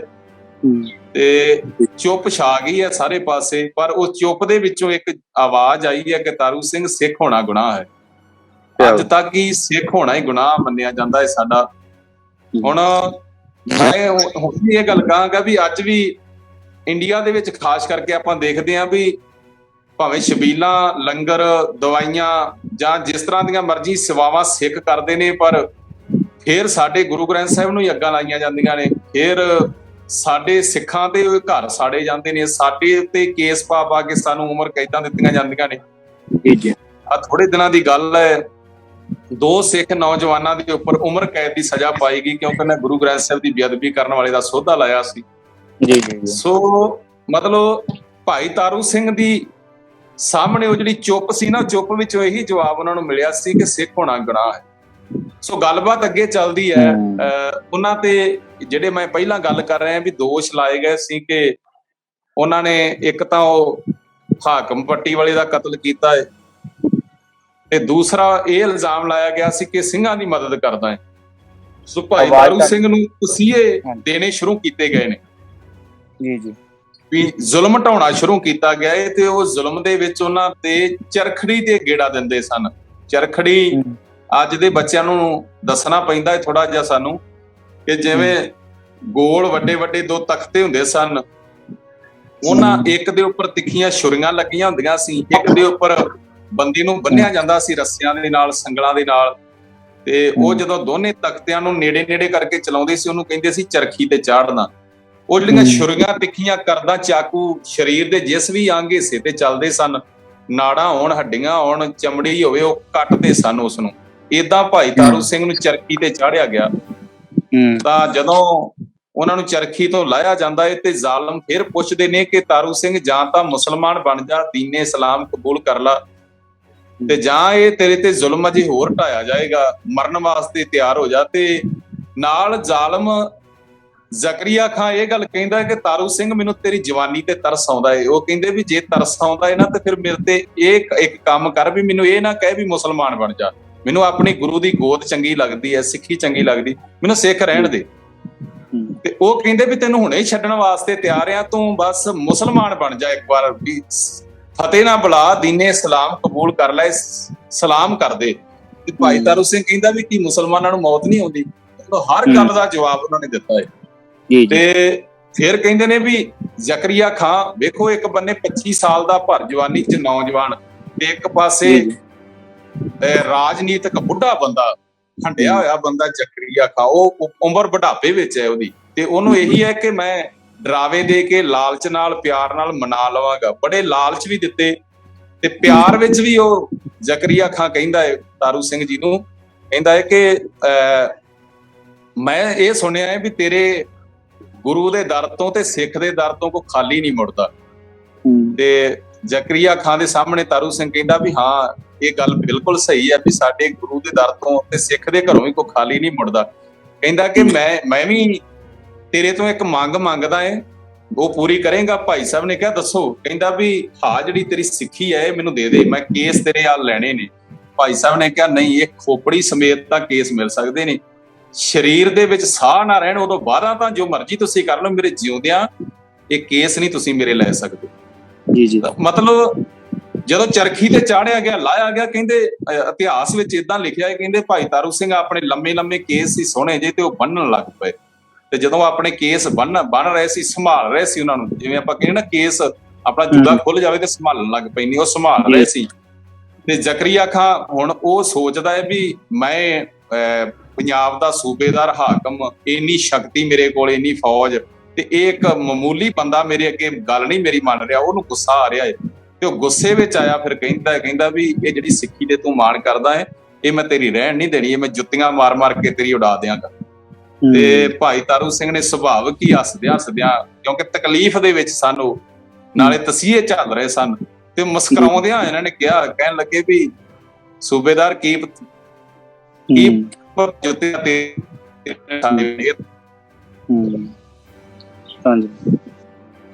आवाज रोक ली भाई साहब, आवाज रोकी सी, बड़ी दिलचस्प वार्ता सुना रहे हैं। हेलो हेलो हेलो, आवाज ज्यादा डिस्टर्ब होने लगी। सरदार रजिंदर सिंह जी, हाँ जी, वाहिगुरू जी का खालसा वाहिगुरू जी की फतेह। ਤੁਸੀਂ ਆਪਣੇ ਵਿਚਾਰ, ਕਿਉਂਕਿ ਭਾਈ ਦਿਲਬਾਗ ਸਿੰਘ ਜੀ ਇੰਨੇ ਵਧੀਆ ਤਰੀਕੇ ਨਾਲ, ਹਾਂਜੀ ਤੁਸੀਂ 1 ਮਿੰਟ ਹੋਲਡ ਰੱਖਿਓ। ਮੈਂ ਸਰਦਾਰ ਰਜਿੰਦਰ ਸਿੰਘ ਜੀ ਸਾਡੀ ਗੱਲ ਸੁਣ ਰਹੇ ਸੀਗੇ, ਤੇ ਆਪਾਂ ਹੁਣ ਇੱਥੋਂ ਉਹਨਾਂ ਤੋਂ ਥੋੜੀ ਸ਼ੁਰੂਆਤ ਕਰ ਲੈਂਦੇ ਆ। ਅੱਗੇ ਤੁਸੀਂ ਬੜੇ ਦਿਲਚਸਪੀ ਦੇ ਨਾਲ ਸੁਣਾ ਰਹੇ ਸੀਗੇ, ਮਗਰ ਤੁਹਾਡੀ ਆਵਾਜ਼ ਜਿਹੜੀ ਹੈਗੀ ਆ ਉਹਦੇ ਵਿੱਚ ਪ੍ਰੋਬਲਮ ਆ ਗਈ ਹੁਣ ਪਿੱਛੇ ਜੀ। ਭਾਈ ਸਾਹਿਬ 1 ਮਿੰਟ ਲਈ ਮੈਂ ਗੱਲ ਪੂਰੀ ਕਰ ਦਿਆਂ ਜੀ। ਕਰ ਲਓ ਫਿਰ। ਹਾਂਜੀ ਹਾਂਜੀ। ਅੱਛਾ, ਮੈਂ ਉਹ ਅਖੀਰ ਤੇ ਗੱਲ ਲੈ ਗਿਆ ਜੀ, ਗੁਰੂ ਕਿਰਪਾ ਕਰੇ ਮੈਂ ਇਹੀ ਗੱਲ ਕਰਨੀ ਹੈ, ਫਿਰ ਭਾਈ ਸਾਹਿਬ ਬੋਲਣਗੇ ਇਸ ਤੋਂ ਬਾਅਦ। ਹਾਂਜੀ। ਜਿਸ ਵੇਲੇ ਮਤਲਬ ਕਿ ਗੁੱਸੇ ਵਿੱਚ ਆਏ, ਉਸ ਇਹ ਗੱਲ ਕਹਿੰਦਾ ਵੀ ਜਿਨ੍ਹਾਂ ਕੇਸਾਂ ਤੇ ਸਿੱਖੀ ਤੇ ਮਾਣ ਕਰਦਾ ਹੈ ਨਾ ਤਾਰੂ ਸਿੰਘ, ਇਹ ਖੋਪੜੀ ਇਹਦੀ ਉਡਾ ਦਿਓ। ਮਤਲਬ ਇਹ ਗੱਲ ਜ਼ਕਰੀਆ ਖਾਂ ਨੇ ਆਪਣੇ ਕੋਲੋਂ ਕਹੀ। ਆਵਾਜ਼ ਆ ਰਹੀ ਹੈ ਜੀ? ਹਾਂਜੀ ਹੁਣ ਆ ਰਹੀ, ਪਹਿਲਾਂ ਥੋੜੀ ਕੱਟੀ ਗਈ ਸੀਗੀ। ਹਾਂਜੀ ਹੁਣ ਠੀਕ ਹੈ। ਹੈਲੋ, ਹਾਂਜੀ ਆ ਰਹੀ ਆਵਾਜ਼, ਹੁਣ ਆ ਰਹੀ ਹੈ ਜੀ? ਹਾਂਜੀ ਆ ਰਹੀ। ਹਾਂਜੀ ਕਰੋ ਜੀ ਗੱਲ, ਕਰੋ ਗੱਲ। ਮਤਲਬ ਉਹਨਾਂ ਨੇ ਕਿਹਾ ਵੀ ਇਹਦੀ ਖੋਪੜੀ ਉਡਾ ਦਿਓ। ਬਾਅਦ ਆਏ ਉਹਨਾਂ ਨੇ ਭਾਈ ਤਾਰੂ ਸਿੰਘ ਦੀ ਖੋਪੜੀ ਲਾ ਦਿੱਤੀ ਹੈ। ਤਾਂ ਇਸ ਤੋਂ ਬਾਅਦ ਉਧਰੋਂ ਦੂਸਰੇ ਪਾਸੇ ਵੇਖੋ, ਇਹ ਪਰਮੇਸ਼ਰ ਦੀ ਖੇਡ ਹੈ। ਇਹਨੂੰ ਕੀ ਆਪਾਂ ਕਰਾਮਾਤ ਵਾਲੀ ਗੱਲ ਨਾ ਲਈਏ, ਇਹ ਪਰਮੇਸ਼ਰ ਦੀ ਖੇਡ ਹੁੰਦੀ ਹੈ। ਆਪਣੇ ਪਿਆਰਿਆਂ ਦੀ ਰੱਖਿਆ ਦੇ ਵਿੱਚ ਪਰਮੇਸ਼ਰ ਹੁੰਦਾ ਹੈ। ਗੁਰਬਾਣੀ ਵਿੱਚ ਬਹੁਤ ਥਾਵਾਂ ਤੇ ਆਪਾਂ ਪੜ੍ਹਦੇ ਹਾਂ। ਤੇ ਉਧਰ ਜ਼ਕਰੀਆ ਖਾਂ ਨੂੰ ਪਿਸ਼ਾਬ ਦਾ ਬੰਨ ਪੈ ਜਾਂਦਾ ਹੈ, ਤੇ ਉਹ ਬੜੇ ਇਲਾਜ ਕਰਾਉਂਦਾ ਹੈ ਆਪਣੇ ਵੈਦਾਂ ਦੇ ਕੋਲੋਂ, ਪਰ ਉਹ ਸਮੱਸਿਆ ਦਾ ਹੱਲ ਨਹੀਂ ਹੁੰਦਾ ਉਹਦਾ। ਅਖੀਰ ਤੇ ਪੰਥ ਦੇ ਕੋਲ ਉਹ ਫਰਿਆਦ ਕਰਦਾ ਹੈ ਕਿ ਕਿਸੇ ਤਰ੍ਹਾਂ ਮੇਰੇ ਇਲਾਜ ਕਰੋ, ਮੈਂ ਇਹ ਬੜਾ ਵੱਡਾ ਪਾਪ ਕਰ ਲਿਆ। ਗੁਰਬਾਣੀ ਪੜ੍ਹਨ ਵਾਲੇ ਇੱਕ ਨੇਕ ਬੰਦੇ ਤੇ ਮੈਂ ਇੰਨਾ ਜ਼ੁਲਮ ਢਾਇਆ ਹੈ।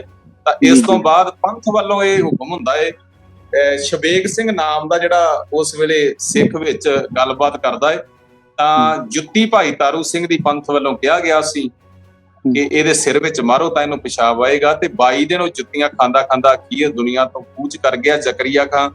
ਤੇ 22 ਦਿਨਾਂ ਤੋਂ ਬਾਅਦ ਭਾਈ ਤਾਰੂ ਸਿੰਘ ਨੇ ਆਪਣਾ ਸਰੀਰ ਛੱਡਿਆ ਸੀ। ਇੰਨੇ ਦਿਨ ਉਹਨਾਂ ਦੇ ਸਵਾਸ ਚੱਲਦੇ ਰਹੇ।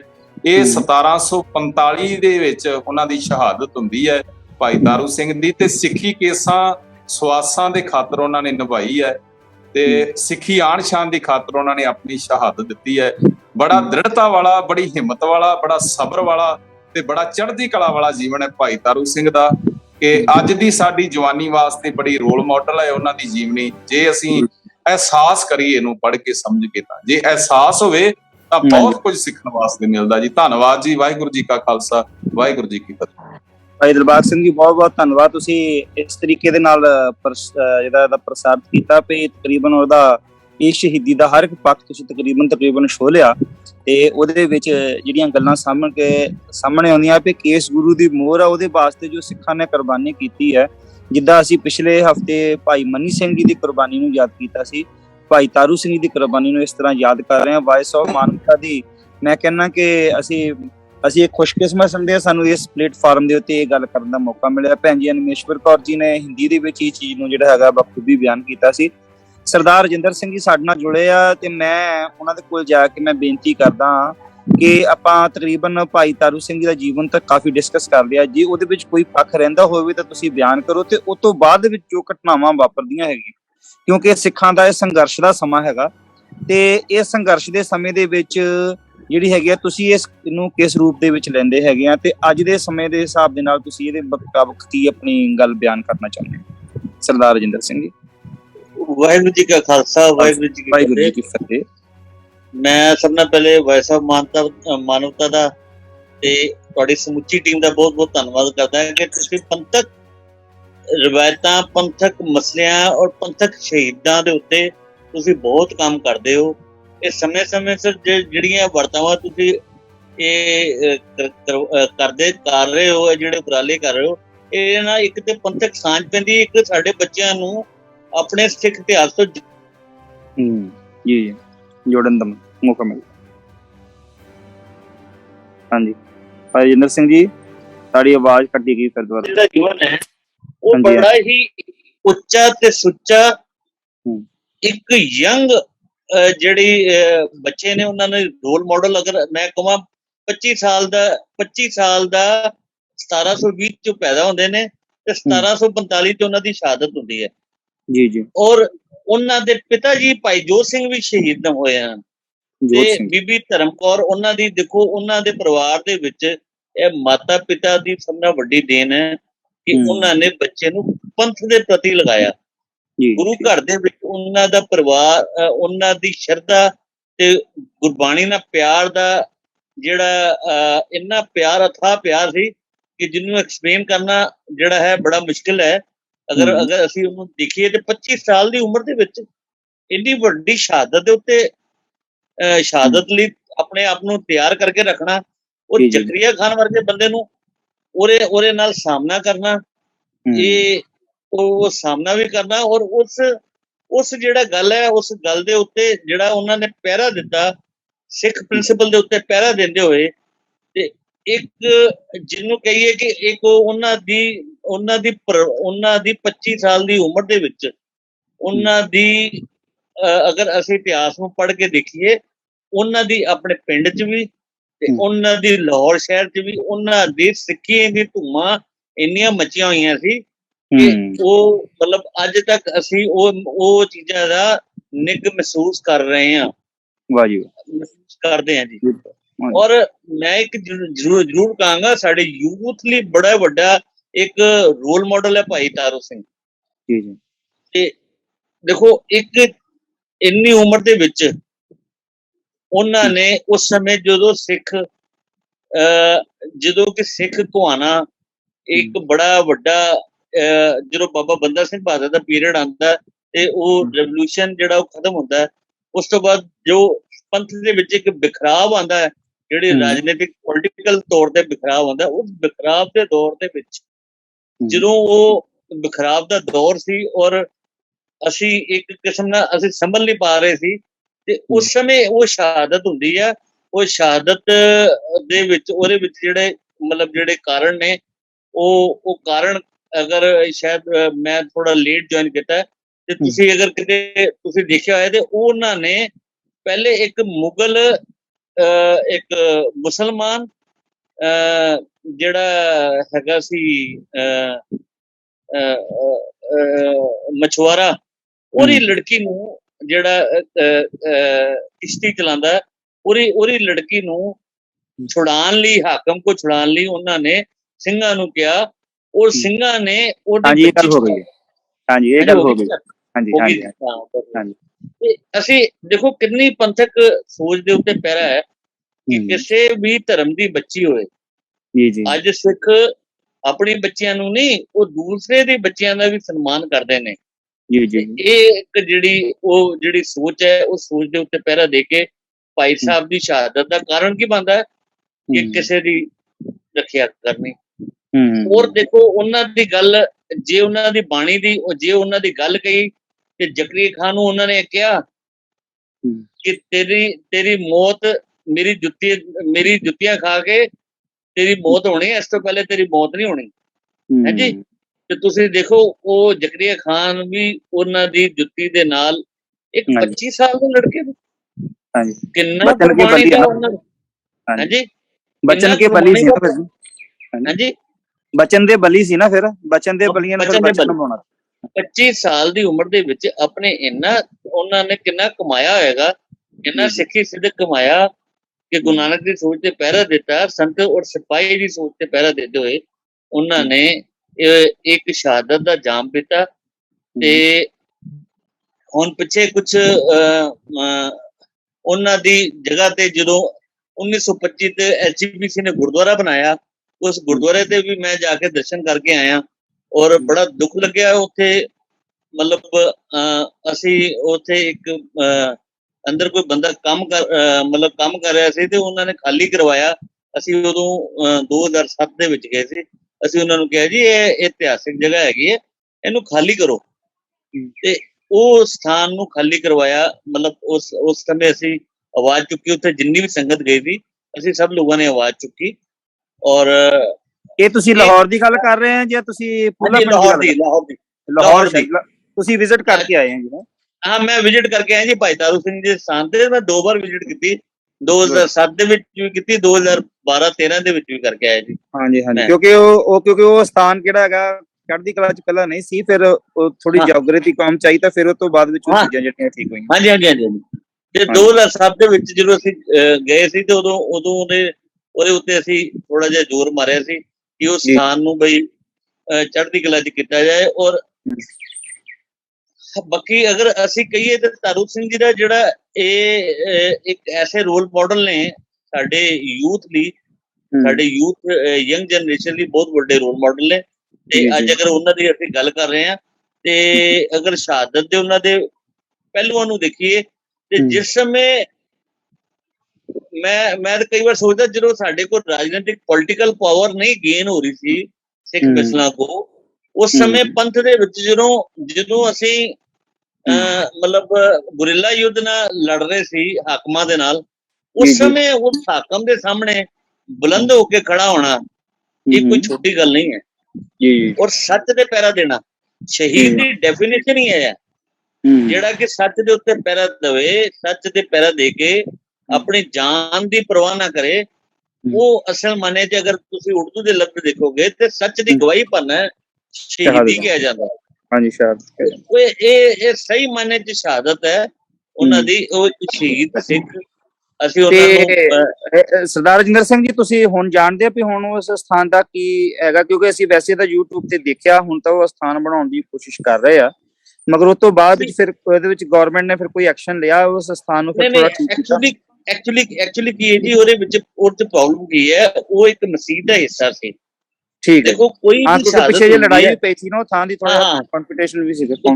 ਅੱਜ ਅਗਰ ਤੁਸੀਂ ਕਿਸੇ ਵੀ ਸ਼ਹਾਦਤ ਦੇ ਸਿੱਖਾਂ ਤੇ ਮੁਗਲਾਂ ਦਾ ਤੁਸੀਂ ਦੇਖੋਗੇ, ਇਤਿਹਾਸ ਲਿਖੋਗੇ ਉਸ ਪੀਰੀਅਡ ਦਾ, ਜਿੱਥੇ ਸ਼ਹਾਦਤ ਹੋਈ ਹੈ ਉਹਨਾਂ ਦੀ ਮਸਜਿਦ ਦੇ ਵਿੱਚ ਸ਼ਹਾਦਤ ਦਾ ਐਲਾਨ ਹੋਇਆ ਤੇ ਸ਼ਹਾਦਤ ਹੋਈ। ਉਹ ਸ਼ਹਾਦਤ ਦਾ ਸਥਾਨ ਸਾਨੂੰ ਅਗਰ ਤੁਸੀਂ ਦੇਖੋਗੇ ਤੇ ਉਹਨਾਂ ਦੀ ਮਸਜਿਦ ਚੋਂ ਹੈ।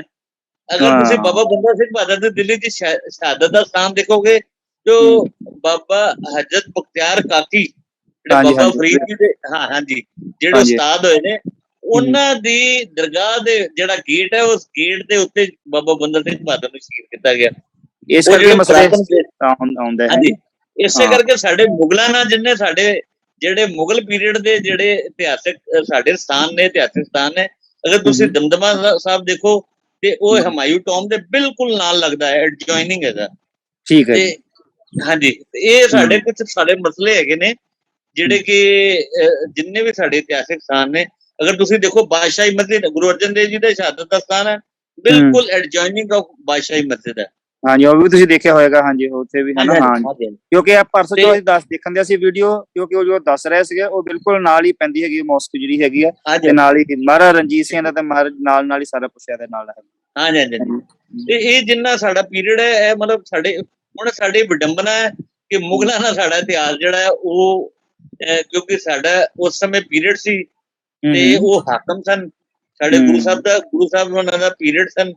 ਦਸਾਂ ਗੁਰੂ ਸਾਹਿਬ, ਗੁਰੂ ਹਰਗੋਬਿੰਦ ਸਾਹਿਬ ਜੀ ਦਾ, ਗੁਰੂ ਨਾਨਕ ਸਾਹਿਬ ਦੇ ਟਾਈਮ ਤੋਂ ਬਾਬਰ ਦੀ ਆਮਦ ਹੋਈ, ਨਾਲ ਹੀ ਗੁਰੂ ਬਾਬਰ ਵੀ ਆਇਆ ਤੇ ਗੁਰੂ ਗੋਬਿੰਦ ਸਿੰਘ ਜੀ ਦੇ ਟਾਈਮ ਤੱਕ, ਔਰ ਉਸ ਤੋਂ ਬਾਅਦ ਵੀ ਲੇਟਰ ਔਨ ਜਦੋਂ ਮੁਗਲ ਡਿਕਲਾਈਨ ਗਏ ਤੇ ਉਸ ਤੋਂ ਬਾਅਦ ਸਿੱਖ ਰਾਜ ਦਾ ਉਧਰੋਂ ਸੂਰਜ ਜਿਹੜਾ ਨਿਕਲਣਾ ਸ਼ੁਰੂ ਹੋ ਗਿਆ।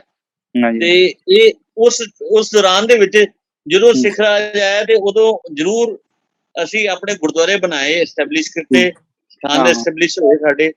ਤੇ ਇੱਕ ਜ਼ਰੂਰ ਹੈ, ਇਹ ਮੈਂ ਇੱਕ ਗੱਲ ਹੋਰ ਬੇਨਤੀ ਕਰਦਾ, ਮੈਂ ਸਭ ਨੂੰ ਵੀ ਬੇਨਤੀ ਕਰਦਾ ਕਿ ਇਹ ਜਿੰਨੇ ਇਤਿਹਾਸਿਕ ਸਥਾਨ ਹੈ, ਇਹ ਜਿਹੜੇ ਪੁਰਾਤਨ ਬਣੇ, ਅਸੀਂ ਖਾਲੀ ਉਹਨਾਂ ਨੂੰ ਪ੍ਰੀਜ਼ਰਵ ਕਰੀਏ, ਨਾ ਕਿ ਉਹਨਾਂ ਨੂੰ ਡਿਸਟਰੋਏ ਕਰਕੇ ਨਵੀਂ ਬਿਲਡਿੰਗਾਂ ਬਣਾਈਏ। ਹੁਣ ਜਿਹਦਾ ਇੱਕ ਫਿਰ ਮਸਲਾ ਜਿੱਦਾਂ ਇੱਕ ਸਾਹਮਣੇ ਆਇਆ ਹੈਗਾ, ਸੁਰੰਗ ਵਾਲਾ ਆਇਆ ਜਾਂ ਇਹ ਜਿਹੜੇ ਸਥਾਨ ਉਹ ਪਾਕਿਸਤਾਨ ਦੇ ਵਿੱਚ ਹੁਣ ਤੁਸੀਂ ਜਾ ਕੇ ਆਏ ਆ। ਭੈਣ ਜੀ ਨਮੇਸ਼ਵਰ ਕੌਰ ਜੀ ਤੋਂ ਮੈਂ ਪੁੱਛਦਾ ਵੀ ਅਸੀਂ ਉਹ ਸਥਾਨ ਉੱਥੇ ਦੇਖ ਕੇ ਆਏ ਜਿਨ੍ਹਾਂ ਨੇ ਵਿਜ਼ਿਟ ਕੀਤੀ, ਕਹਿੰਦੇ ਵੀ ਉਹਨਾਂ ਨੇ ਐਜ਼ ਇਟ ਇਜ਼ ਜਿਹੜੇ ਹੈਗੇ ਆ ਉਹ ਸਥਾਨ ਉਸੇ ਤਰ੍ਹਾਂ ਪ੍ਰੀਜ਼ਰਵ ਕਰਕੇ ਰੱਖੇ। ਜਿੱਦਾਂ ਹੁਣ ਕਰਤਾਰਪੁਰ ਸਾਹਿਬ ਦਾ ਗੁਰਦੁਆਰਾ ਕਿੱਡੇ ਵੱਡੀ ਉਹ ਪ੍ਰੋਜੈਕਟ ਬਣਾਇਆ ਉਹਨਾਂ ਨੇ ਹੈਗਾ, ਮਗਰ ਉਹ ਗੁਰਦੁਆਰੇ ਨੂੰ ਉਹਨਾਂ ਨੇ ਆਂਚ ਨਹੀਂ ਆਉਣ ਦਿੱਤੀ। ਇਸ ਤਰ੍ਹਾਂ ਲਾਹੌਰ ਦੇ ਗੁਰਦੁਆਰਾ ਜਿੱਦਾਂ ਦੇਖਦੇ ਅਸੀਂ ਗੁਰੂ ਰਾਮਦਾਸ ਮਹਾਰਾਜ ਜੀ ਦਾ ਪ੍ਰਕਾਸ਼ ਜਿੱਥੇ ਮਨਾਇਆ ਜਾਂਦਾ, ਜਾਂ ਹੁਣ ਸ਼ਹੀਦ ਭਾਈ ਮਨੀ ਸਿੰਘ ਦਾ, ਜਾਂ ਜਿੱਥੇ ਜਿੱਥੇ ਵੀ ਦੇਖਦੇ ਹੋ ਗੁਰਦੁਆਰਿਆਂ ਦੀ ਬਿਲਡਿੰਗਾਂ ਢਾਉਣੀ ਲੈ। ਇੱਥੇ ਕਾਰ ਸੇਵਾ ਵਾਲੇ ਜਿਹੜੇ ਹੈਗੇ ਫੜ ਕੇ ਥੋੜਾ ਜਿਹੜੇ ਹੈਗੇ ਬਿਲਡਿੰਗਾਂ ਢਾਉਣੀਆਂ ਸ਼ੁਰੂ ਕਰ ਦਿੰਦੇ ਆ। ਤੇ ਇਹ ਚੀਜ਼ਾਂ ਸਾਨੂੰ ਉਹਨਾਂ ਤੋਂ ਸਿੱਖਣੀਆਂ ਚਾਹੀਦੀਆਂ। ਸਾਡੇ 2004 ਦੇ ਤਜਰਬੇ ਤੁਸੀਂ ਵੀ ਥੋੜੇ ਸਾਂਝੇ ਕਰੋ, ਜੋ ਤੁਸੀਂ ਉੱਥੇ ਗਏ ਆ 2004 ਵੀ ਤੁਸੀਂ ਹੁਣ ਲਿਖ ਕੇ ਭੇਜਿਆ ਮੈਨੂੰ ਵੀ ਮੈਂ ਵੀ ਲਾਹੌਰ ਦੀ ਵਿਜ਼ਿਟ ਕੀਤੀ ਹੈਗੀ ਆ, ਤੁਸੀਂ ਕੁਝ ਆਪਣੇ ਤਜਰਬੇ ਸਾਂਝੇ ਕਰੋ ਇਸ ਦੇ ਬਾਰੇ। ਉੱਥੇ ਸ਼ਰਧਾ ਬਹੁਤ ਹੈ ਸਿੱਖਾਂ ਦੇ ਵਿੱਚ। ਹਾਂਜੀ ਹਾਂਜੀ ਜਿੰਨੇ ਸਿੱਖ ਹੈਗੇ ਨੇ ਨਾ, ਜੀ ਬਹੁਤ ਸ਼ਰਧਾ, ਖਾਸ ਕਰਕੇ ਜਿਹੜੇ ਸਿੰਧ ਦੇ ਰਹਿਣ ਵਾਲੇ ਸਿੰਧੀ ਲੋਕ ਬੜੇ ਨੇ। ਠੀਕ ਹੈ ਜੀ। ਔਰ ਗੁਰਦੁਆਰਿਆਂ ਦੀ ਬਹੁਤ ਸ਼ਰਧਾ, ਔਰ ਗੁਰਦੁਆਰੇ ਪ੍ਰੀਜ਼ਰਵ ਕੀਤੇ ਹੋਏ ਨੇ। ਦੇਖ ਲਓ ਕਿਹੜੀਆਂ ਵੱਡੀਆਂ ਮਾਰਕੀਟਾਂ ਉੱਥੇ, ਕਹਿੰਦੇ ਸੰਘਣੀਆਂ ਮਾਰਕੀਟਾਂ ਹੈਗੀਆਂ, ਉਹਦੇ ਵਿੱਚ ਗੁਰਦੁਆਰੇ ਆ, ਤਾਂ ਉਹ ਵੀ ਉਹਨਾਂ ਨੇ ਬੜਾ ਵਧੀਆ ਤਰੀਕੇ ਦੇ ਨਾਲ ਬਿਲਕੁਲ ਕੀਤੇ ਹੋਏ। ਹਾਂਜੀ, ਸਾਡੇ ਤੇ ਇੱਕਦਮ ਇਹਨਾਂ ਨੇ ਇਮਾਰਤਾਂ ਇੰਝ ਬਣਾਤੀਆਂ ਜਿਵੇਂ ਸਾਡੇ ਡਰਾਇੰਗ ਰੂਮ ਹੁੰਦੇ ਨੇ। ਬਿਲਕੁਲ ਬਿਲਕੁਲ ਜੀ, ओरिजिनलिटी खत्म करती।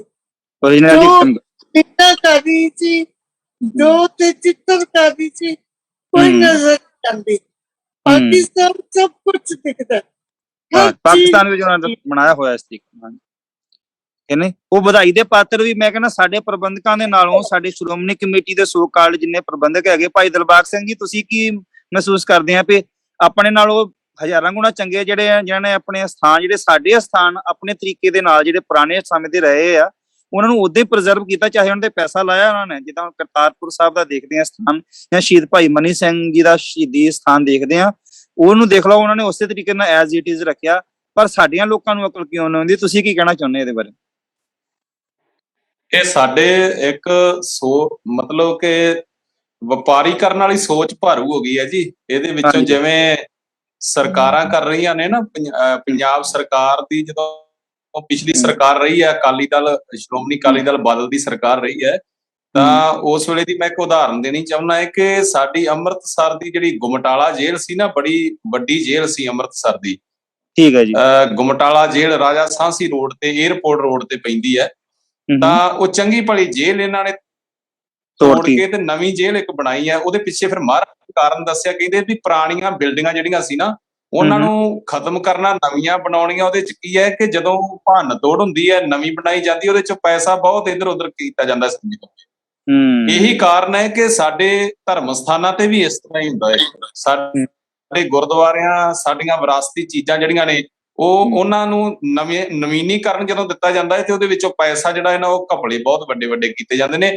ਅਸਲ ਵਿੱਚ ਪਿੱਛੇ ਜਿਹੜੀ ਸੋਚ ਬੈਠੀ ਹੈ ਨਾ ਸਰਦਾਰ ਮਨਦੀਪ ਸਿੰਘ ਜੀ, ਉਹ ਮਨੀ ਮਾਈਂਡਡ ਸੋਚ ਹੈ। ਉਹ ਪੈਸੇ ਵਾਲੀ ਸੋਚ ਹੈ, ਸਵਾਰਥੀ ਸੋਚ ਹੈ।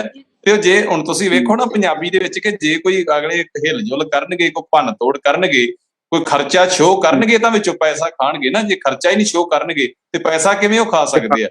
ਇਸ ਵਾਸਤੇ ਉਹ ਮਤਲਬ ਕਿ ਉਹਨਾਂ ਦਾ ਇੱਕ ਮਸਲਾ ਬਣ ਗਿਆ। ਇੱਕ ਉਹਨਾਂ ਨੇ ਆਪਣਾ ਜਿਹੜਾ ਵਾ ਆਪਣੇ ਪਰਸਨਲ ਅਕਾਊਂਟ ਭਰਨ ਵਾਸਤੇ ਉਹਨਾਂ ਨੇ ਨਵੀਨੀਕਰਨ ਦਾ ਬਾਰ-ਬਾਰ ਕੰਮ ਕੀਤਾ ਜਾ ਰਿਹਾ ਹੈ। ਤੇ ਚੰਗੀਆਂ ਭਲੀਆਂ ਸਾਡੀਆਂ ਜਿਹੜੀਆਂ ਚੀਜ਼ਾਂ ਨੇ ਨਾ, ਜਿਵੇਂ ਹੁਣ ਮੈਂ ਕਹਿ ਦਿਆਂ ਕਿ ਅੰਮ੍ਰਿਤਸਰ ਸਾਹਿਬ ਜਿਹੜੀ ਗੁਰੂ ਰਾਮਦਾਸ ਸਰਾਂ ਵਾ, ਉਹ ਬਹੁਤ ਮਜ਼ਬੂਤ ਸਰਾਂ ਵਾ, ਬਹੁਤ ਵਧੀਆ ਸਰਾਂ ਜੀ, ਚੱਲ ਸਕਦੀ ਕਈ ਸਾਲ ਉਹ।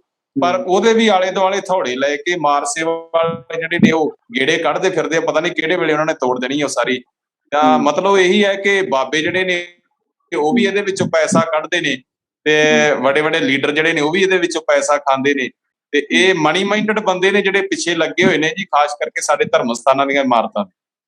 ਦੇਖ ਲਓ, ਆਪਣੇ ਅਸੀਂ ਕਹਿੰਦੇ ਦੂਸਰਿਆਂ ਨੂੰ ਦੋਸ਼ ਦਿੰਦੇ ਆ ਕਈ ਵਾਰੀ ਵੀ ਫਲਾਣੀ ਗਵਰਨਮੈਂਟ ਇਹ ਕਰ ਗਈ, ਤੇ ਜਿਹੜੇ ਆਹ ਥੋੜੇ ਫੜ ਕੇ ਜਿਹੜੇ ਲੱਗੇ ਹੋਏ ਆ, ਅਸੀਂ ਉਹਨਾਂ ਵੱਲ ਸਾਡੀ ਮੈਂ ਕਹਿੰਦਾ ਤਰਾਸਦੀ ਕਹਿ ਸਕਦੇ ਆ ਵੀ ਇਹਨਾਂ ਵੱਲ ਕਿਸੇ ਨੇ ਕੋਈ ਹੁਣ ਆਵਾਜ਼ ਇਹ ਉੱਠਣ ਲੱਗੀ ਹੈ ਤਾਂ ਅੱਗੇ ਬਦਮਾਸ਼ੀਆਂ ਕਰਦੇ, ਗਾਲਾਂ ਕੱਢਦੇ, ਜਿੱਦਾਂ ਭਾਈ ਬਡਾਲਾ ਨੂੰ ਪਰਸੋਂ ਜਿੱਦਾਂ ਕੀਤਾ ਹੈਗਾ, ਉਹਨਾਂ ਦੇ ਅਪਮਾਨ ਕਰਨ ਦੀ ਕੋਸ਼ਿਸ਼ ਕੀਤੀ ਹੈ, ਤੇ ਉਲਟਾ ਉਹਨਾਂ ਤੇ ਇਲਜ਼ਾਮ ਲਾਉਂਦੇ ਵੀ ਜੀ ਇਹ ਸਾਡੇ ਕੰਮ 'ਚ ਰੋਕ ਦਿੰਦੇ ਆ। ਤੇ ਕਿਸੇ ਨਾਲ ਕੋਈ ਕੌਮ ਦੇ ਨਾਲ ਕਦੀ ਕੋਈ ਸਹਿਮਤੀ ਨਹੀਂ, ਕਦੀ ਕੋਈ ਏਦਾਂ ਦੀ ਗੱਲ ਨਹੀਂ ਵੀ ਅਸੀਂ ਇਹ ਚੀਜ਼ਾਂ ਨੂੰ ਕਰ ਸਕੀਏ, ਜਾਂ ਕੋਈ ਜਿਹੜੇ ਬਿਲਡਿੰਗ ਦੇ ਜਾਣਕਾਰ ਹੈਗੇ ਆ, ਹੁਣ ਬਾਬਿਆਂ ਤੋਂ ਕਿੱਡੇ ਕੁ ਵੱਡੇ ਇੰਜੀਨੀਅਰ ਜਾਂ ਹੈਗੇ ਆ ਉੱਥੇ, ਜਿਹੜੇ ਉਹਨਾਂ ਨੂੰ ਉਹ ਸੁਜੈਸਟ ਕਰਦੇ ਆ ਵੀ ਤੁਸੀਂ ਬਿਲਡਿੰਗਾਂ ਤੋੜ ਦਿਓ, ਕਿਤੇ ਦੀ ਕੋਈ ਸਲਾਹ ਨਹੀਂ ਲੈਣੀ, ਥੋੜਾ ਫੜ ਕੇ ਲਾਗੇ ਏਦਾਂ ਸ਼੍ਰੋਮਣੀ ਕਮੇਟੀ ਕਰਦੀ ਆ। ਇਹਦੇ ਵਿੱਚ ਸੁਧਾਰ ਹੋਣਾ ਬੜਾ ਜ਼ਰੂਰੀ ਹੈ, ਕਿਉਂਕਿ ਹੁਣ ਜਿੱਦਾਂ ਨਾਨਕਸ਼ਾਹੀ ਇੱਟਾਂ ਆ, ਹੁਣ ਸਾਡੇ ਆਪਣੇ ਇਲਾਕੇ 'ਚ ਤਕਰੀਬਨ ਖਤਮ ਹੋ ਗਈਆਂ। ਉਹ ਇੱਕ ਯਾਦਗਾਰ ਦੇ ਤੌਰ ਤੇ ਉਹਦੀਆਂ ਬਿਲਡਿੰਗਾਂ ਜਿਹੜੀਆਂ ਹੈਗੀਆਂ ਉਸੇ ਤਰੀਕੇ ਨਾਲ ਰੱਖ ਕੇ ਉਹਨੂੰ ਪ੍ਰੀਜ਼ਰਵ ਕੀਤਾ ਜਾ ਸਕਦਾ। ਤੇ ਹੁਣ ਉਹ ਜਿੱਦਾਂ ਸੁਰੰਗ ਦੇ ਵਿੱਚੋਂ ਜਿਹੜੀ ਸੁਰੰਗ ਨਿਕਲੀ, ਉਹਦੇ ਵਿੱਚੋਂ ਸਾਰਾ ਦਾ ਸਾਰਾ ਇਸ ਤਰ੍ਹਾਂ ਨਿਕਲਿਆ, ਤੇ ਹੁਣ ਉਹ ਜਿਹੜੀ ਹੈਗੀ ਉਹ ਵੀ ਗਵਰਨਮੈਂਟ ਨੇ ਵੀ ਉਹੀ ਕੰਮ ਕਰਨਾ, ਭਾਵੇਂ ਉਹ ਥੋੜੇ ਚਿਰ ਵਾਸਤੇ ਸਟੇ ਲੱਗ ਗਿਆ ਉਹ ਚੀਜ਼ ਦੇ ਵਾਸਤੇ। ਪਰ ਇੱਕ ਵੱਡਾ ਮਸਲਾ ਹੈ। ਸਰਦਾਰ ਰਜਿੰਦਰ ਸਿੰਘ ਜੀ, ਤੁਸੀਂ ਕੀ ਸੋਚਦੇ ਆ ਇਸ ਬਾਰੇ? ਦੇਖੋ ਜੀ, ਮੈਂ ਤੇ ਸਮੇਂ ਸਿਰ ਐਲਸੀਪੀਸੀ ਨੂੰ ਲੈਟਰ ਵੀ ਲਿਖਦਾ ਰਹਿਣਾ। ਹਾਂਜੀ, ਤੁਹਾਡੀ ਫੋਟੋ ਵਗੈਰਾ, ਤੁਸੀਂ ਕਿੰਨੇ ਕੁ ਸਟੈਪ ਆਪਾਂ ਕਿੱਦਾਂ ਕਰ ਸਕਦੇ ਹਾਂ? ਮੈਂ ਤੇ ਪੰਜਾਬ ਸਰਕਾਰ ਨੂੰ ਲੈਟਰ ਲਿਖੀਏ ਜੀ, ਇੱਕ ਪੰਜਾਬ ਸਰਕਾਰ ਨੂੰ ਅਸੀਂ ਕੈਪਟਨ ਸਾਹਿਬ ਨੂੰ ਲੈਟਰ ਦੇ ਕੇ ਆਏ ਸੀ। ਅਸੀਂ ਇਹ ਲੈਟਰ ਦੇ ਕੇ ਆਏ, ਜਿੰਨੇ ਵੀ ਸਾਡੇ ਗੁਰੂ ਸਾਹਿਬਾਨਾਂ ਦੁਆਰਾ ਨਗਰ ਵਸਾਏ ਗਏ ਨੇ, ਚਾਹੇ ਗੋਇੰਦਵਾਲ ਸਾਹਿਬ ਹੈ, ਚਾਹੇ ਆਪਣਾ ਖਡੂਰ ਸਾਹਿਬ ਹੈ, ਜਾਂ ਕੀਰਤਪੁਰ ਸਾਹਿਬ ਹੈ, ਉਹਨਾਂ ਨਗਰਾਂ ਦੇ ਵਿੱਚ ਮੈਂ ਤੇ ਉਹਨਾਂ ਨੂੰ ਕਿਹਾ ਜੀ ਤੁਸੀਂ ਇਹਨੂੰ ਪ੍ਰੀਜ਼ਰਵ ਕਰੋ। ਜਿੰਨੀਆਂ ਉਹਦੇ ਵਿੱਚ ਪੁਰਾਣੀ ਇਮਾਰਤਾਂ ਹੈ ਉਹਨਾਂ ਨੂੰ ਸਾਰੀਆਂ, ਜਿਹੜੀ ਵਾਲ ਸਿਟੀ ਹੈ, ਪੁਰਾਣੀ ਵਾਲ ਸਿਟੀ ਹੈ, ਚਾਹੇ ਦਰਬਾਰ ਸਾਹਿਬ ਦੀ ਵਾਲ ਸਿਟੀ ਹੈ, ਉਹਦੇ ਵਿੱਚ ਜਿੰਨੀਆਂ ਪੁਰਾਣੀ ਇਮਾਰਤਾਂ ਹੈ ਉਹਨੂੰ ਉਸ ਸ਼ੇਪ ਤੇ ਰੱਖਣ ਲਈ ਤੁਸੀਂ ਜਿਹੜੇ ਓਨਰ ਹੈਗੇ ਨੇ, ਬਿਲਡਿੰਗਾਂ ਦੇ ਓਨਰ ਨੇ, ਉਹਨਾਂ ਨੂੰ ਪੈਸਾ ਦਿਓ। ਦੇਖੋ, ਅਗਰ ਤੁਸੀਂ ਫੋਰਨ ਤੇ ਦੇਖੋਗੇ, ਉਹ ਸਰਕਾਰਾਂ ਉਹਨਾਂ ਨੂੰ ਪੈਸਾ ਦਿੰਦੀਆਂ, ਆਊਟਸਾਈਡ ਤੇ ਰਿਪੇਟ ਦਿੰਦੀਆਂ। ਔਰ ਅਸੀਂ ਤੇ ਮੈਂ ਔਰ ਜਤਿੰਦਰ ਸਿੰਘ ਜੀ ਸਾਡੇ ਟਰਸਟ ਵੱਲੋਂ ਸਿਟੀ ਸਾਹਿਬ, ਅਸੀਂ ਜਾ ਕੇ ਲੈਟਰ ਦੇ ਕੇ ਆਏ ਸੀ ਕੈਪਟਨ ਸਾਹਿਬ ਨੂੰ ਕਿ ਤੁਸੀਂ ਆਪਣੀ ਵਿਰਾਸਤੀ ਇਮਾਰਤਾਂ ਨੂੰ ਸੰਭਾਲੋ ਔਰ ਉਹਨਾਂ ਨੂੰ ਬਚਾਉਣ ਦੇ ਉੱਤੇ ਕੰਮ ਕਰੋ। ਔਰ ਇਹ ਜਿਹੜੇ ਇਹਨਾਂ ਨਗਰਾਂ ਦੇ ਵਿੱਚ ਤੇ ਬਿਜਲੀ ਦੇ ਤਾਰਾਂ ਨਹੀਂ ਨਜ਼ਰ ਆਉਣੀ ਚਾਹੀਦੀਆਂ, ਸਾਰੀ ਵਾਇਰਿੰਗ ਅੰਡਰਗਰਾਉਂਡ ਹੋਣੀ ਚਾਹੀਦੀ ਹੈ, ਸਾਰੇ ਸੀਵਰ ਅੰਡਰਗਰਾਉਂਡ ਹੋਣੇ ਚਾਹੀਦੇ ਹੈਗੇ ਨੇ। ਮਤਲਬ ਕੋਈ ਵੀ ਤੁਹਾਨੂੰ ਕਿਤੋਂ ਨਾ ਕਿਤੋਂ ਨਜ਼ਰ ਨਹੀਂ ਆਉਣਾ ਚਾਹੀਦਾ ਹੈ। ਔਰ ਤੁਹਾਨੂੰ ਉਸ ਵਿਰਾਸਤੀ ਦੇਖ ਨੂੰ, ਨਗਰਾਂ ਦੀ ਵੀ ਵਿਰਾਸਤੀ ਦੇਖ ਨੂੰ, ਤੁਸੀਂ ਉਹਨੂੰ ਸਵਾਰੋ।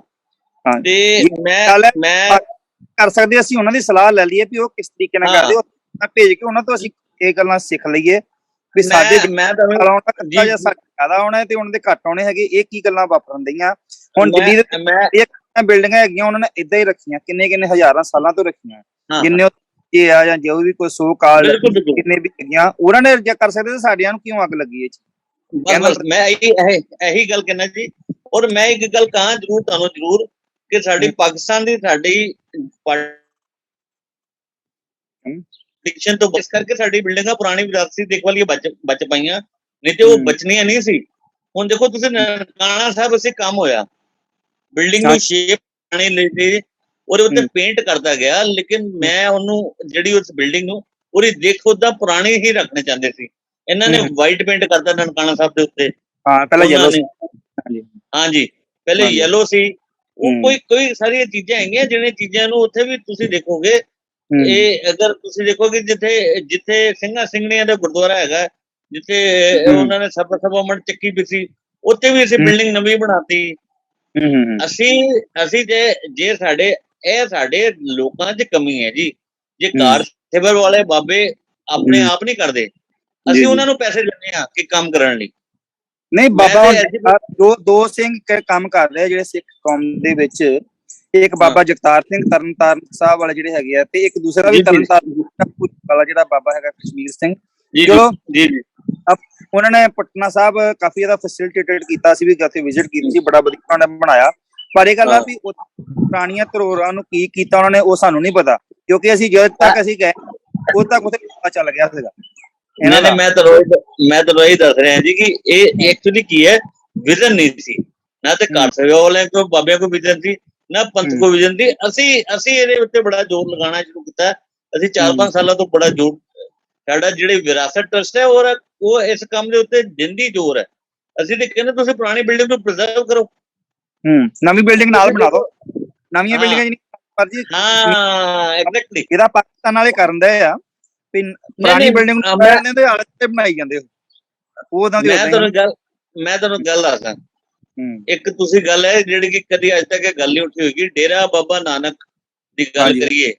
ਹਾਂਜੀ ਹਾਂਜੀ। ਕਰਤਾਰਪੁਰ ਸਾਹਿਬ ਇੱਧਰ ਹੈ ਤੇ ਡੇਰਾ ਬਾਬਾ ਨਾਨਕ ਹੈ।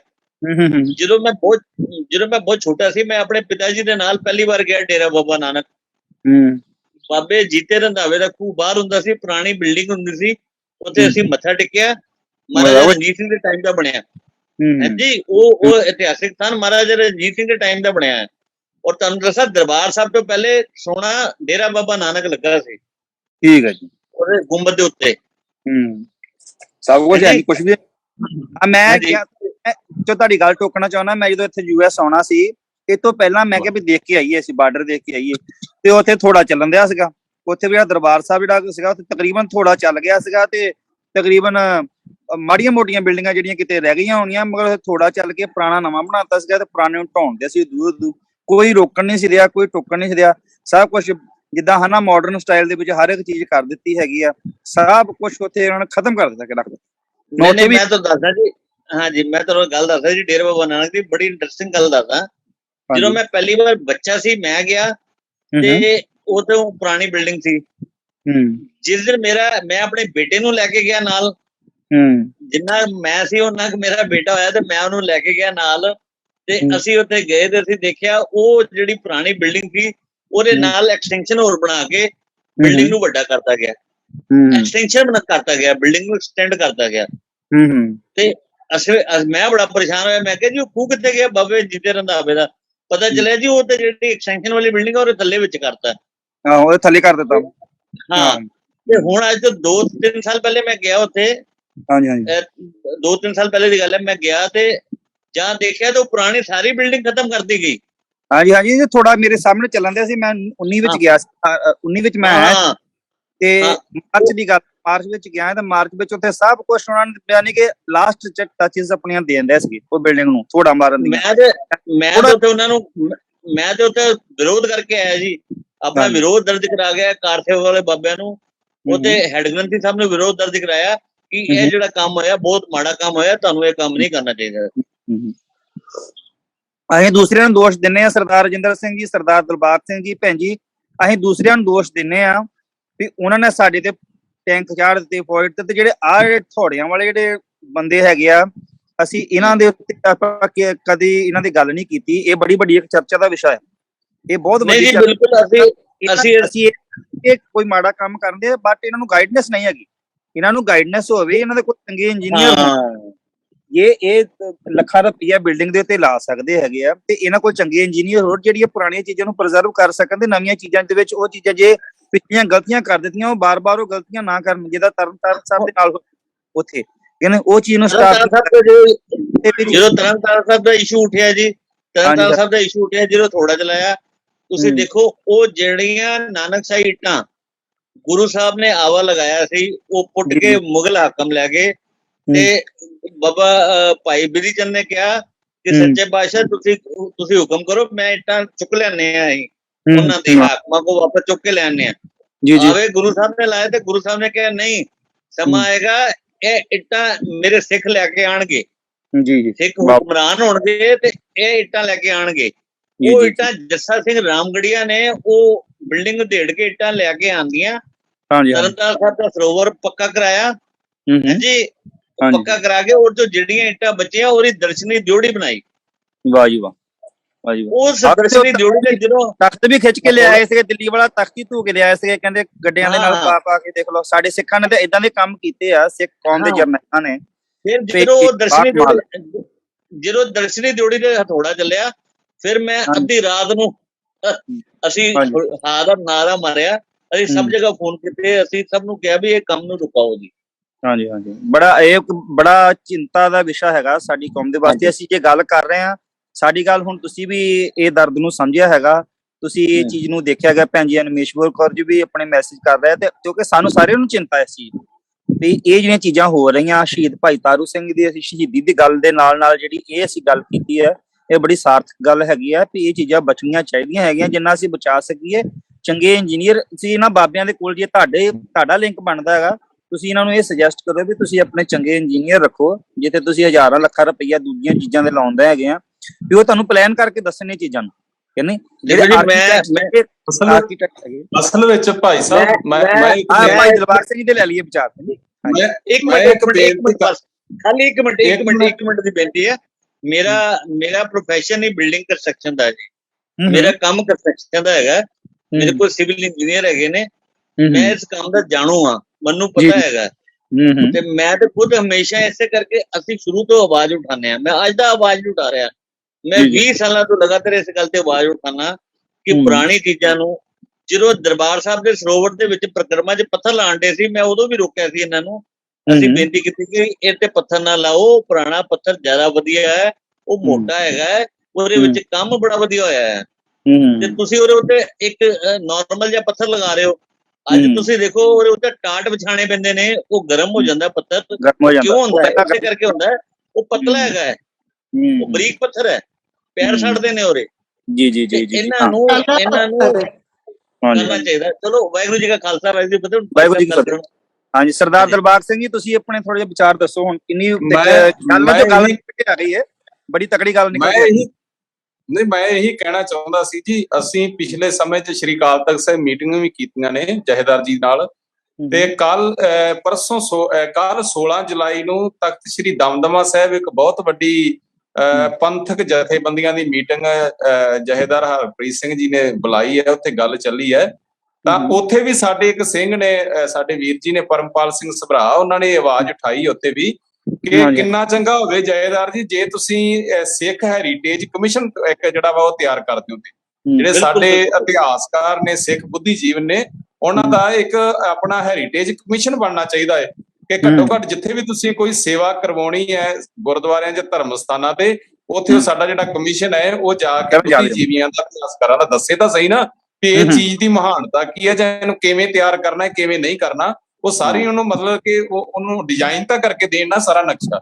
ਇਹ ਸਾਡੇ ਚਾਹੀਦਾ ਹੋਣਾ ਜੀ, ਦੀ ਬੜੀ ਲੋੜ ਹੈ ਤੇ ਬੜੀ ਘਾਟ ਹੈ ਜੀ।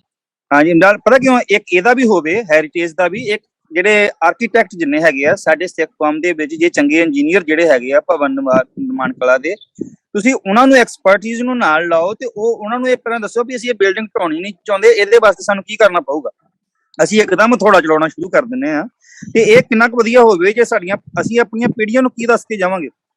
ਅਗਲਿਆਂ ਨੇ ਇਟਲੀ ਦੇ ਵਿੱਚ, ਭੈਣ ਜੀ ਨੇ ਲਿਖ ਕੇ ਭੇਜਿਆ, ਵੈਟੀਕਨ ਸਿਟੀ 'ਚ ਕਿੰਨੀਆਂ ਹਜ਼ਾਰ ਸਾਲਾਂ ਉਹਨਾਂ ਦੀ ਤਾਂ ਅਸੀਂ ਗੱਲ ਕਰਦੇ ਹਾਂ।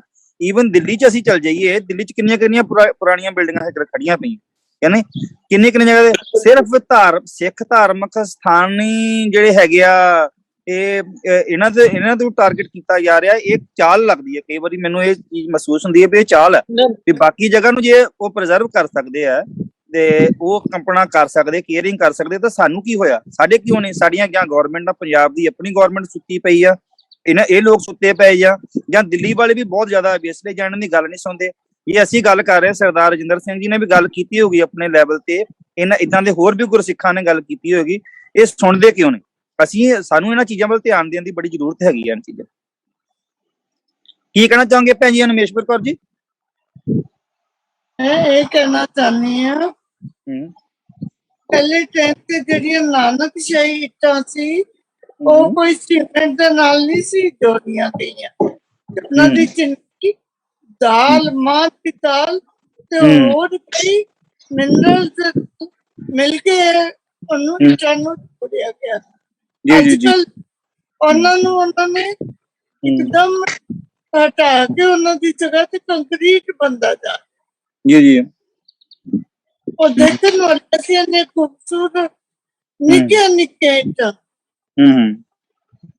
आजकल सब जो पुरातन तो खत्म होती जा रही जी जी बिल्कुल और बिल्कुल दरबार से भी बहुत सोने ਜਦੋਂ ਅਸੀਂ ਦਰਬਾਰ ਸਾਹਿਬ ਬਚਪਨ ਚ ਜਾਂਦੇ ਸੀ ਨਾ ਬਹੁਤ ਸੋਹਣੀ ਚਿੱਤਰਕਾਰੀ ਹੁੰਦੀ ਸੀ ਬਿਲਕੁਲ ਮੂਰਲ ਹਾਂਜੀ ਹਾਂਜੀ ਤੇ ਹੁਣ ਅੱਜ ਕੁਝ ਵੀ ਨਹੀਂ ਹੈ ਹਾਂਜੀ ਉਹ ਸਾਰੀਆਂ ਚੀਜ਼ਾਂ ਨੂੰ ਖਤਮ ਇੱਕ ਸਾਜ਼ਿਸ਼ ਹੀ ਹੈ ਵੀ ਅਗਲੀ ਆਉਣ ਵਾਲੀਆਂ ਪੀੜ੍ਹੀਆਂ ਨੂੰ ਇਹਨਾਂ ਬਾਰੇ ਕੋਈ ਪਤਾ ਨਾ ਹੋਵੇ ਇਹ ਕੰਮ ਹੌਲੀ ਹੌਲੀ ਵਿਚਾਰਕ ਤੌਰ ਤੇ ਜੋ ਇਹਨਾਂ ਦੇ ਕੋਲ ਹੈਗਾ ਇਹ ਹੌਲੀ ਹੌਲੀ ਖਤਮ ਕੀਤਾ ਜਾਵੇ ਤੇ ਸਾਨੂੰ ਜਿਹੜਾ ਹੈਗਾ ਹਮੇਸ਼ਾ ਇਹ ਚੀਜ਼ ਦੇ ਵਿਰੋਧ ਦੇ ਵਿੱਚ ਖੜਾ ਹੋਣਾ ਚਾਹੀਦਾ ਅਸੀਂ ਸ਼ਹੀਦੀ ਤੋਂ ਗੱਲ ਕਰਕੇ ਤੇ ਅਸੀਂ ਅਸਥਾਨਾਂ ਤੱਕ ਪਹੁੰਚ ਗਏ ਤੇ ਇਹ ਮੈਂ ਇਹਨੂੰ ਜਾਣ ਕੇ ਇਹਨੂੰ ਜਾਰੀ ਰੱਖਿਆ ਕਿਉਂਕਿ ਇਹ ਅੱਜ ਦਾ ਕਰੰਟ ਮਸਲਾ ਵੀ ਹੈਗਾ ਸਾਡਾ ਇਹ ਕਰਨਾ ਜ਼ਰੂਰੀ ਵੀ ਸੀ ਜਿੱਦਾਂ ਵਾਹਿਗੁਰੂ ਨੇ ਆਪੇ ਕਿਰਪਾ ਕੀਤੀ ਤੇ ਅਸੀਂ ਇਸ ਮਸਲੇ ਦੇ ਉੱਤੇ ਗੱਲਬਾਤ ਕਰਨੀ ਸ਼ੁਰੂ ਕੀਤੀ ਮੈਂ ਸਰਦਾਰ ਦਿਲਬਾਗ ਸਿੰਘ ਜੀ ਹੁਣ ਆਪਾਂ ਲਾਸਟ ਪੁਆਇੰਟ ਲਈਏ ਤੇ ਆਪਾਂ ਸ਼ਹੀਦ ਤੇ ਤਾਰੂ ਸਿੰਘ ਜੀ ਦੀ ਸ਼ਹੀਦੀ ਜਿਹੜੀ ਹੈਗੀ ਆ ਉਹ ਤੋਂ ਆਪਾਂ ਨੂੰ ਜਿਹੜੀ ਸਿੱਖਿਆ ਜਿਹੜੀ ਹੈਗੀ ਆ ਆਪਣੇ ਇੱਕ ਮਿੰਟ ਦੇ ਵਕਤਵ ਜਿਹੜੇ ਹੈਗੇ ਸਾਨੂੰ ਤੁਸੀਂ ਆਪਣੇ ਦੋ ਸਰਦਾਰ ਦਿਲਬਾਗ ਸਿੰਘ ਜੀ ਤੁਸੀਂ ਸ਼ੁਰੂਆਤ ਕਰੋ ਮੈਂ ਤਾਂ ਇਹੀ ਬੇਨਤੀ ਕਰਾਂਗਾ ਜੀ ਆਪਣੇ ਸਮੂਹ ਸਿੱਖ ਭਾਈਚਾਰੇ ਨੂੰ ਖਾਸ ਕਰਕੇ ਕਿ ਭਾਈ ਤਾਰੂ ਸਿੰਘ ਦੀ ਕਹਿੰਦੇ ਨੇ ਨਾ ਕਿ ਜਿੰਨੀ ਵੱਡੀ ਸ਼ਹਾਦਤ ਇਬਾਦਤ ਹੋਵੇ ਉਨੀ ਵੱਡੀ ਸ਼ਹਾਦਤ ਹੁੰਦੀ ਹੈ ਤਾਂ ਇਸ ਇਬਾਦਤ ਤੇ ਸ਼ਹਾਦਤ ਦੇ ਵਿੱਚ ਜਿੰਨਾ ਯੋਗਦਾਨ ਉਹਨਾਂ ਦੇ ਪਰਿਵਾਰ ਨੇ ਪਾਇਆ ਅੱਜ ਜੇ ਸਾਡੇ ਬੱਚੇ ਡੋਲ ਰਹੇ ਨੇ ਕਿਸੇ ਵੀ ਕਾਰਨ ਇਹ ਵੀ ਇੱਕ ਮੁੱਦਾ ਹੈ ਆਉਣ ਵਾਲੇ ਸਮੇਂ 'ਚ ਆਪਾਂ ਗੱਲ ਕਰਾਂਗੇ ਕਿ ਕਸ਼ਮੀਰ ਦੇ ਵਿੱਚ ਸਿੱਖ ਬੱਚੇ ਜਿਹੜੇ ਨੇ ਉਹਨਾਂ ਨੂੰ ਕਿਵੇਂ ਜਿਹੜਾ ਵਾ ਉਹ ਗੁੰਮਰਾਹ ਕੀਤਾ ਜਾ ਰਿਹਾ ਜਾਂ ਆਊਟ ਹੋ ਰਹੇ ਨੇ ਸਿੱਖੀ ਤੋਂ ਤਾਂ ਇਹਦੇ ਵਿੱਚ ਆਪਾਂ ਦੇਖੀਏ ਕਿ ਅੱਜ ਮੁਸੀਬਤ ਨਹੀਂ ਹੈ ਅੱਜ ਤਾਂ ਸਾਡੇ ਕੋਲ ਸਹੂਲਤਾਂ ਸਾਧਨ ਵੀ ਬੜੇ ਨੇ ਭਾਈ ਤਾਰੂ ਸਿੰਘ ਦਾ ਸਮਾਂ ਜਿਹੜਾ ਸੀ ਉਹ ਬੜਾ ਮੁਸੀਬਤ ਵਾਲਾ ਸੀ ਉਸ ਵੇਲੇ ਸਿਰਾਂ ਦੇ ਮੁੱਲ ਰੱਖੇ ਹੋਏ ਸਨ ਬਜ਼ੁਰਗਾਂ ਦੇ ਤਾਂ ਉਹਨਾਂ ਨੇ ਉਦੋਂ ਸਿੱਖੀ ਨੂੰ ਜਿਹੜਾ ਵਾ ਨਿਭਾਇਆ ਸਵਾਸਾਂ ਦੇ ਸੰਗ ਉਹਨਾਂ ਨੇ ਸਿੱਖੀ ਜਿਹੜੀ ਨਿਭਾਈ ਹੈ ਤਾਂ ਇਹਦੇ ਵਿੱਚ ਸੁਨੇਹਾ ਇਹੀ ਹੈ ਸਾਰਿਆਂ ਨੂੰ ਕਿ ਜਿੰਨਾ ਯੋਗਦਾਨ ਤੇ ਰੋਲ ਉਹਨਾਂ ਦੇ ਪਰਿਵਾਰ ਨੇ ਉਹਨਾਂ ਦੀ ਭੈਣ ਜੀ ਨੇ ਮਾਤਾ ਨੇ ਤਾਂ ਉਸ ਵੇਲੇ ਦੇ ਮਾਹੌਲ ਦੇ ਵਿੱਚੋਂ ਭਾਈ ਤਾਰੂ ਸਿੰਘ ਵਰਗੇ ਕਿਰਦਾਰ ਤਿਆਰ ਹੋਏ ਸੀ ਅੱਜ ਸਾਡਿਆਂ ਪਰਿਵਾਰਾਂ ਤੇ ਸਾਡੇ ਸਮਾਜ ਦਾ ਮਾਹੌਲ ਇਦਾਂ ਦਾ ਹੋਣਾ ਚਾਹੀਦਾ ਹੈ ਖਾਸ ਕਰਕੇ ਜਦੋਂ ਆਪਾਂ ਭਾਈ ਸਾਹਿਬ ਦਾ ਜੀਵਨ ਪੜ੍ਹਦੇ ਹਾਂ ਤੇ ਬਹੁਤ ਸੁਨੇਹੇ ਉਹਨਾਂ ਦੇ ਜੀਵਨ ਵਿੱਚੋਂ ਮਿਲਦੇ ਨੇ ਕਿ ਉਹ ਬਾਣੀ ਨੂੰ ਬਹੁਤ ਪਿਆਰ ਕਰਦੇ ਸਨ ਬਾਣੀ ਨੂੰ ਬਹੁਤ ਪਿਆਰ ਕਰਦੇ ਸਨ ਸੇਵਾ ਨੂੰ ਬਹੁਤ ਪਹਿਲ ਦਿੰਦੇ ਸਨ ਤੇ ਖਾਸ ਕਰਕੇ ਗੁਰੂ ਗੋਬਿੰਦ ਸਿੰਘ ਦੀਆਂ ਬਖਸ਼ਿਸ਼ਾਂ ਦੇ ਬਹੁਤ ਮਾਣ ਕਰਦੇ ਸਨ ਜਿਹਦੀ ਅੱਜ ਲੋੜ ਹੈ ਸਾਨੂੰ ਭੈਣ ਜੀ ਰਮੇਸ਼ਵਰ ਕੌਰ ਜੀ ਤੁਸੀਂ ਆਪਣੇ ਵਿਚਾਰ ਆਖਰੀ मैं यही कहांगी कि जेडे पेरेंट्स ने बच्चों ਨੂੰ अच्छे संस्कार दें ਬੱਚਿਆਂ ਨੂੰ अच्छे संस्कार देंगे सिक्खी बारे जानू कराएंगे ਉਹਨਾਂ ਦੀਆਂ ਛੋਟੀਆਂ ਛੋਟੀਆਂ ਸਾਖੀਆਂ ਸੁਣਾ ਛੋਟੇ ਛੋਟੇ ਬੱਚਿਆਂ ਨੂੰ ਤੇ ਉਹਨਾਂ ਨੂੰ ਆਪਣੇ ਆਪ ਹੀ ਉਹਨਾਂ ਦੇ ਮਨਾਂ ਦੇ ਵਿੱਚ ਬਾਰੇ ਗਿਆਨ ਹੋਏਗਾ ਔਰ ਵੱਡੇ ਹੋ ਕੇ ਉਹ ਡੋਲਣਗੇ ਨਹੀਂ ਜੀ ਜੀ ਸਰਦਾਰ ਰਜਿੰਦਰ ਸਿੰਘ ਜੀ ਬਿਲਕੁਲ ਜੀ ਮੈਂ ਤੇ ਇਹਨਾਂ ਇਹ ਕਹਿਣਾ ਚਾਹੁੰਦਾ ਜੀ ਕਿ ਸਾਡਾ ਮੈਂ ਪਹਿਲੇ ਵੀ ਕੀਤੀ ਸੀ ਸਾਡੇ ਯੂਥ ਲਈ ਇੱਕ ਰੋਲ ਮਾਡਲ ਹੈ ਭਾਈ ਤਾਰੂ ਸਿੰਘ ਸਾਨੂੰ ਅਸੀਂ ਭਾਈ ਤਾਰੂ ਸਿੰਘ ਜੀ ਦੇ ਉੱਤੇ ਜਿਹੜਾ ਆਪਣੇ ਬੱਚਿਆਂ ਨੂੰ ਸੇਧ ਦੇ ਸਕਦੇ ਹਾਂ ਬੱਚਿਆਂ ਨੂੰ ਇਹ ਦੱਸ ਸਕਦੇ ਹਾਂ ਕਿ ਭਾਈ ਤਾਰੂ ਸਿੰਘ ਵਰਗਾ ਜੀਵਨ ਅਗਰ ਅਸੀਂ ਆਪਣੇ ਕਿਰਦਾਰ ਆਪਣੇ ਸਿੱਖੀ ਦੇ ਵਿੱਚ ਆਪਣੇ ਜੀਵਨ ਦੇ ਵਿੱਚ ਲਿਆਈਏ ਉਹ ਜਿਹਾ ਕਿਰਦਾਰ ਲੈ ਕੇ ਆਈਏ ਤੇ ਉਸ ਦੇ ਨਾਲ ਅਸੀਂ ਆਪਣਾ ਲੋਕ ਤੇ ਪਰਲੋਕ ਦੋਵੇਂ ਸੁਧਾਰ ਸਕਦੇ ਹਾਂ ਔਰ ਅਸੀਂ ਜਿਹੜਾ ਸਾਡਾ ਯੂਥ ਹੈ ਯੂਥ ਮਾਡਲ ਲਈ ਇੱਕ ਬੜਾ ਰੋਲ ਮਾਡਲ ਨੇ ਭਾਈ ਤਾਰੂ ਸਿੰਘ ਅਸੀਂ ਕਦੇ ਵੀ ਜਿੰਨੇ ਗੁਰਮਤ ਕੈਂਪ ਲਗਾਏ ਨੇ ਅਸੀਂ ਹਮੇਸ਼ਾ ਭਾਈ ਤਾਰੂ ਸਿੰਘ ਜੀ ਦੇ ਉੱਤੇ ਜ਼ਰੂਰ ਗੱਲ ਕੀਤੀ ਹੈ ਭਾਈ ਤਾਰੂ ਸਿੰਘ ਜੀ ਦੇ ਉੱਤੇ ਜਿਹੜੀ ਫਿਲਮ ਬਣੀ ਹੈ ਉਸ ਫਿਲਮ ਨੂੰ ਜ਼ਰੂਰ ਦਿਖਾ ਕੇ ਅਸੀਂ ਬੱਚਿਆਂ ਨੂੰ ਆਪਣੇ ਬੱਚਿਆਂ ਨੂੰ ਉਹਦੇ ਵਿੱਚ ਅਸੀਂ ਬੱਚਿਆਂ ਨੂੰ ਤਿਆਰ ਕਰਨ ਦੀ ਕੋਸ਼ਿਸ਼ ਕੀਤੀ ਹੈ ਕਿ ਜਿਹਦੇ ਨਾਲ ਉਹ ਪੰਥਕ ਰਵਾਇਤਾਂ ਨੂੰ ਪੰਥ ਨਾਲ ਜੁੜੇ ਰਹਿਣ ਔਰ ਮੈਂ ਜ਼ਰੂਰ ਜਿੱਦਾਂ ਭਾਈ ਦਿਲਬਾਗ ਸਿੰਘ ਨੇ ਗੱਲ ਕਹੀ ਕਿ ਪਹਿਲੇ ਤੇ ਸਾਧਨ ਘੱਟ ਸਨ ਤੇ ਅੱਜ ਕਿੰਨੇ ਸਾਧਨ ਹੈਗੇ ਨੇ ਤੇ ਅੱਜ ਅਸੀਂ ਸਾਡੇ ਕੋਲ ਸਾਧਨ ਇਹੀ ਹੋਏ ਕਿ ਅਸੀਂ ਜ਼ਿਆਦਾ ਤੋਂ ਜ਼ਿਆਦਾ ਸਿੱਖੀ ਦਾ ਅਗਰ ਪ੍ਰਚਾਰ ਕਰਨਾ ਚਾਹੁੰਦੇ ਹਾਂ ਆਪਣੇ ਯੂਥ ਨੂੰ ਜਿਹੜਾ ਸਵਾਰਨਾ ਹੈ ਉਹਦੇ ਜੀਵਨ ਨੂੰ ਸਵਾਰਨਾ ਹੈ ਉਹਦੇ ਲਈ ਅਸੀਂ ਨਵੇਂ ਨਵੇਕਲੇ ਚੀਜ਼ਾਂ ਦਾ ਇਸਤੇਮਾਲ ਕਰਕੇ ਇਹੋ ਜਿਹੇ ਪਤਵੰਤਰ ਨੇ ਸਿੱਖਾਂ ਦੇ ਉਦਾਹਰਣ ਅਸੀਂ ਆਪਣੀ ਕੌਮ ਦੇ ਬੱਚਿਆਂ ਨੂੰ ਦਈਏ ਜਿਹਦੇ ਨਾਲ ਕੌਮ ਦਾ ਕਿਰਦਾਰ ਉੱਚਾ ਹੈ ਵਾਹਿਗੁਰੂ ਜੀ ਕਾ ਖਾਲਸਾ ਵਾਹਿਗੁਰੂ ਜੀ ਕੀ ਫਤਿਹ। ਹਾਂਜੀ, ਧੰਨਵਾਦ ਜੀ ਸਰਦਾਰ ਦਿਲਬਾਗ ਸਿੰਘ ਜੀ, ਭੈਣ ਜੀ ਅਨਿਮੇਸ਼ਵਰ ਕੌਰ ਜੀ, ਸਰਦਾਰ ਰਜਿੰਦਰ ਸਿੰਘ ਜੀ, ਤੁਸੀਂ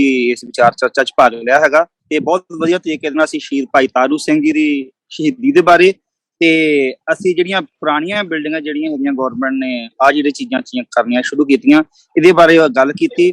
ਮੈਂ ਇਸ ਵਿਚਾਰ ਨੂੰ ਬੜਾ ਸਾਰਥਕ ਵਿਚਾਰ ਮੰਨਦਾ ਵੀ ਸਾਡੀ ਬੜੀ ਵਧੀਆ ਇਹਦੇ ਤੇ ਵਿਚਾਰ ਚਰਚਾ ਹੋਈ ਹੈ ਤੇ ਅਸੀਂ ਅੱਗੇ ਤੋਂ ਵੀ ਅਗਲੇ ਸ਼ਨੀਚਰਵਾਰ ਮੈਂ ਭੈਣ ਜੀ ਅਨਿਮੇਸ਼ਵਰ ਕੌਰ ਜੀ ਨੂੰ ਕਹਿ ਦਿੱਤਾ ਆਲਰੇਡੀ ਕਿ ਅਸੀਂ ਸਾਉਣ ਦੇ ਮਹੀਨੇ ਦਾ ਕਵੀ ਦਰਬਾਰ ਜੀ ਅਸੀਂ ਕਰੀਏ ਤੇ ਉਹਦੇ ਵਿੱਚ ਤੁਸੀਂ ਆਪਣੇ ਜਿਹੜੇ ਫਰੈਂਡਸ ਜਿਹੜੇ ਹੈਗੇ ਉਹਨਾਂ ਨੂੰ ਕਾਲ ਕਰੋ ਤੇ ਆਪਾਂ ਅਗਲੇ ਸ਼ਨੀਚਰਵਾਰ ਜਿਹੜਾ ਹੈਗਾ ਆ ਉਹ ਸਾਉਣ ਦੇ ਮਹੀਨੇ ਦੇ ਵਿੱਚ ਜਿਹੜੀ ਹੈਗੀ ਆ ਅਗਲੀ ਗੱਲ ਜਿਹੜੀ ਹੈਗੀ ਆ ਸਾਹਿਤਕ ਰੂਪ ਦੇ ਵਿੱਚ ਅਗਲਾ ਪ੍ਰੋਗਰਾਮ ਕਰੀਏ ਤੇ ਇਸੇ ਤਰੀਕੇ ਦੇ ਨਾਲ ਅਸੀਂ ਜੋੜੇ ਰਹਾਂਗੇ ਤੇ ਇਹਦੇ ਵਿੱਚ ਵੀ ਜੇ ਕੋਈ ਪ੍ਰੋਗਰਾਮ ਦਾ ਵਾਹਿਗੁਰੂ ਨੇ ਮੌਕਾ ਦਿੱਤਾ ਤੇ ਅਸੀਂ ਜ਼ਰੂਰ ਤੁਹਾਨੂੰ ਕਾਲ ਕਰਕੇ ਬੁਲਾ ਕੇ ਅਸੀਂ ਇਹ ਪ੍ਰੋਗਰਾਮ ਜਿਹੜੇ ਕਰਦੇ ਰਹਾਂਗੇ। ਬਹੁਤ ਬਹੁਤ ਧੰਨਵਾਦ ਸਾਰੇ ਸਿੰਘਾਂ ਦਾ ਤੇ ਵਾਹਿਗੁਰੂ ਜੀ ਕਾ ਖਾਲਸਾ, ਵਾਹਿਗੁਰੂ ਜੀ ਕੀ ਫਤਿਹ।